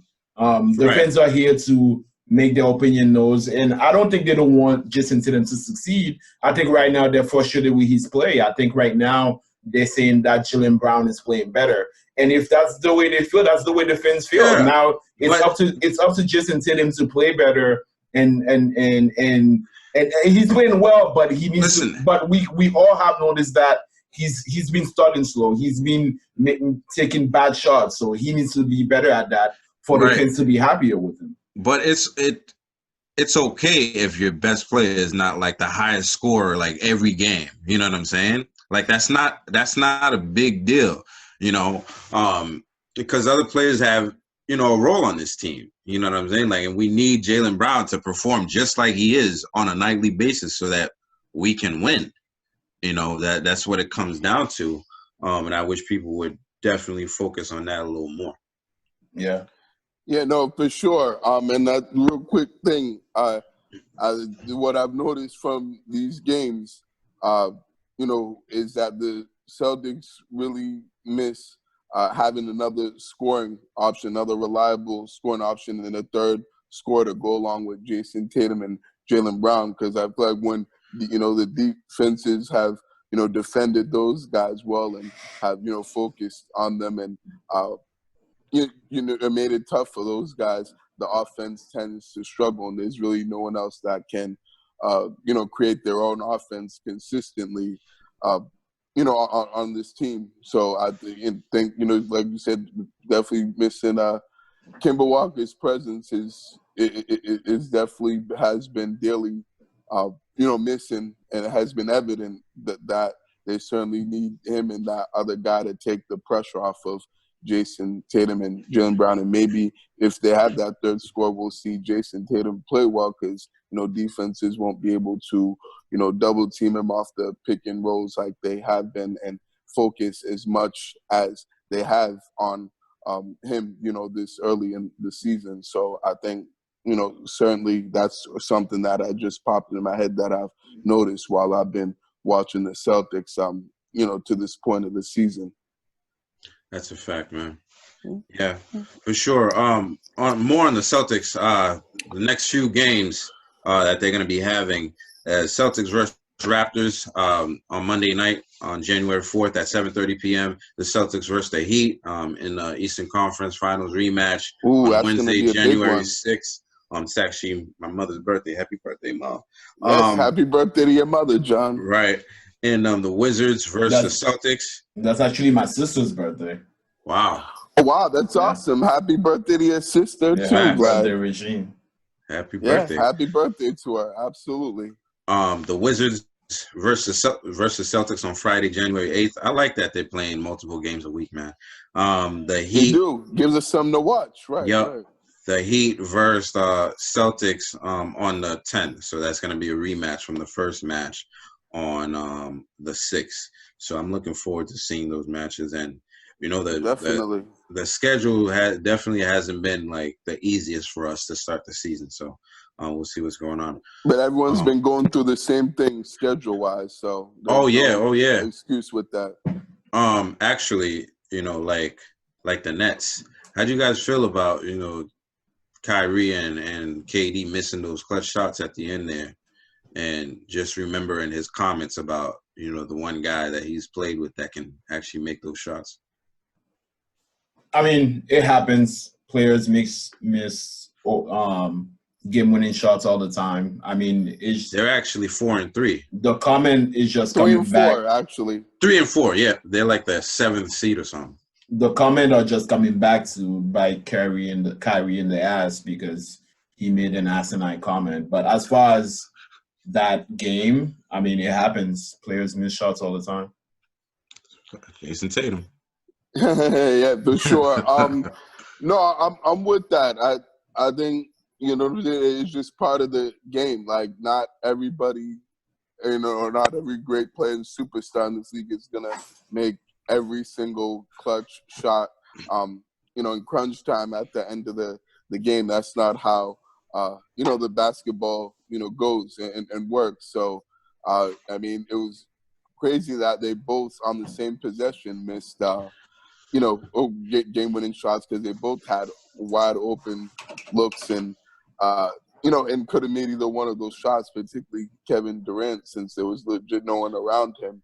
But mid-range sniper. Yeah, exactly. And he usually is that. He's usually money, from mid-range or pretty much anywhere on the court, but particularly in that area.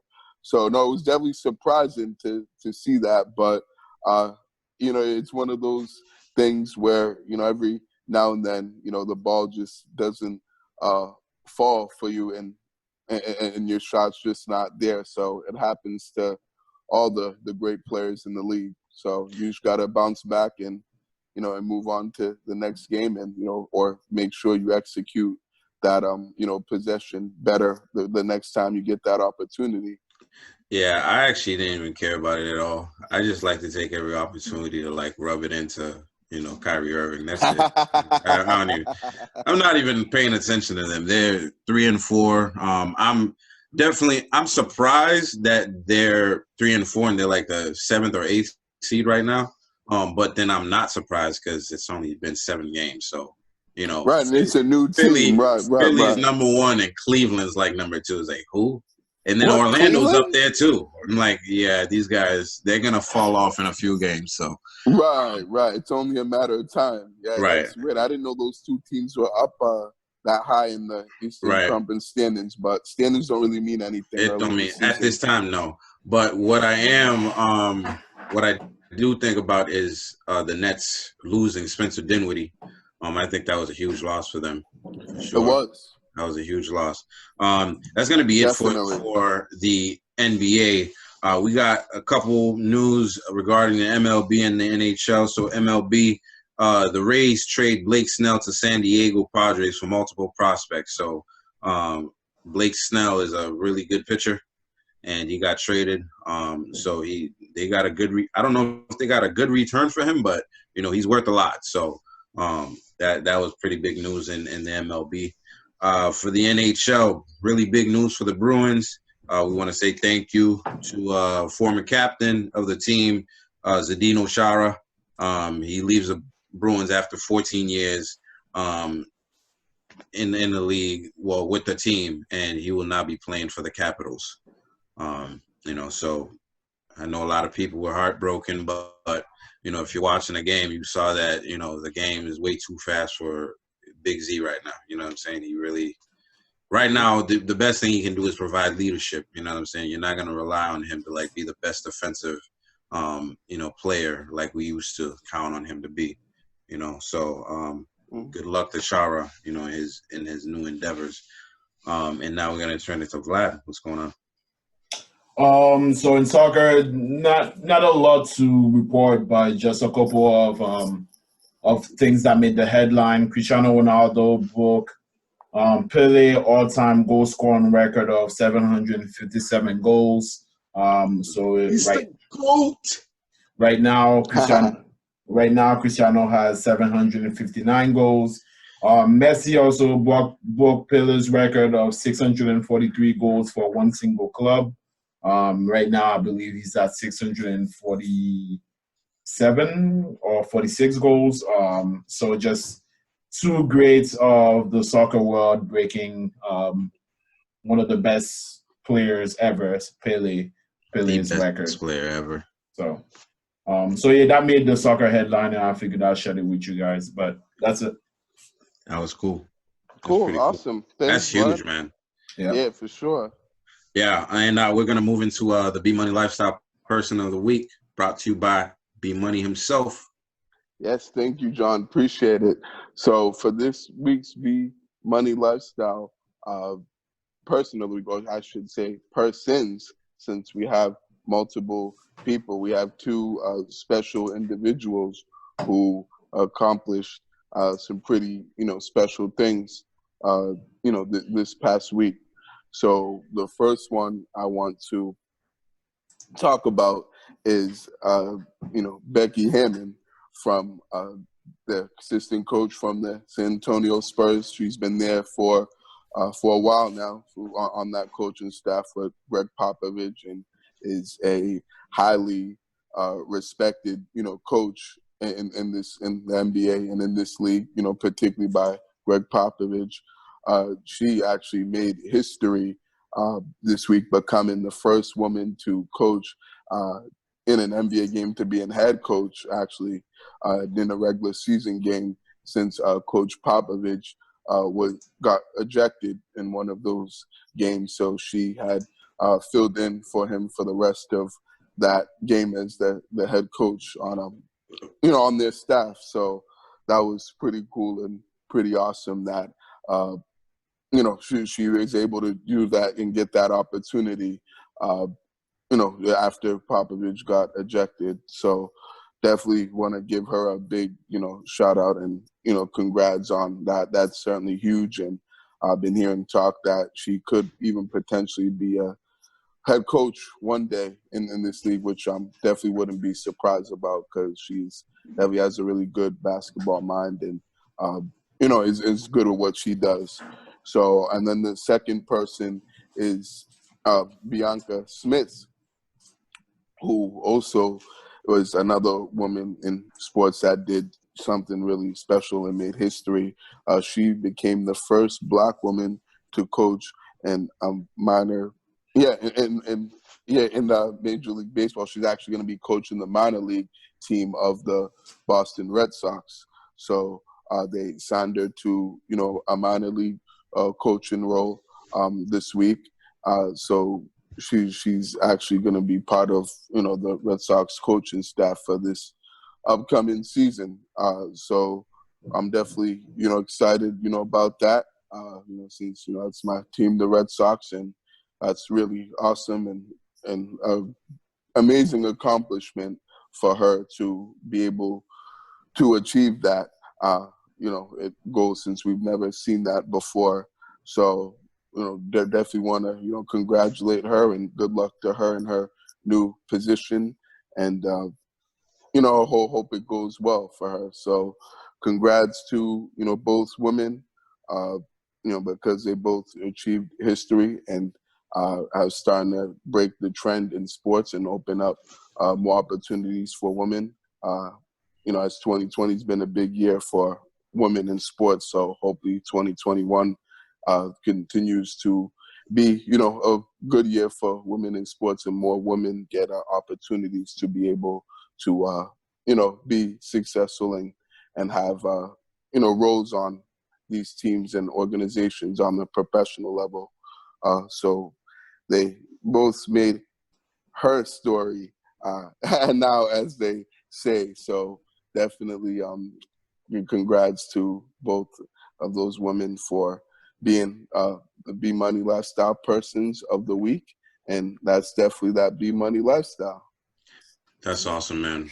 Congratulations to Becky Hammon and Bianca Smith. Go Bianca.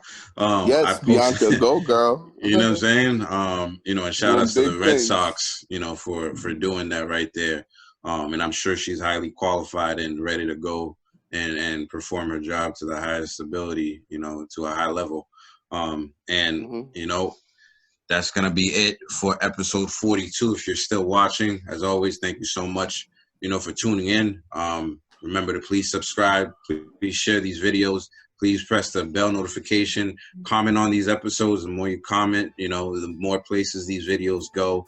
We work hard on these things. So, we appreciate the support once again, and we'll catch you in episode 43. Peace out. Peace out. Peace. Have a good week, everybody. See you next week. Happy New Year. Word. That was awesome. Good show, guys. Good pod.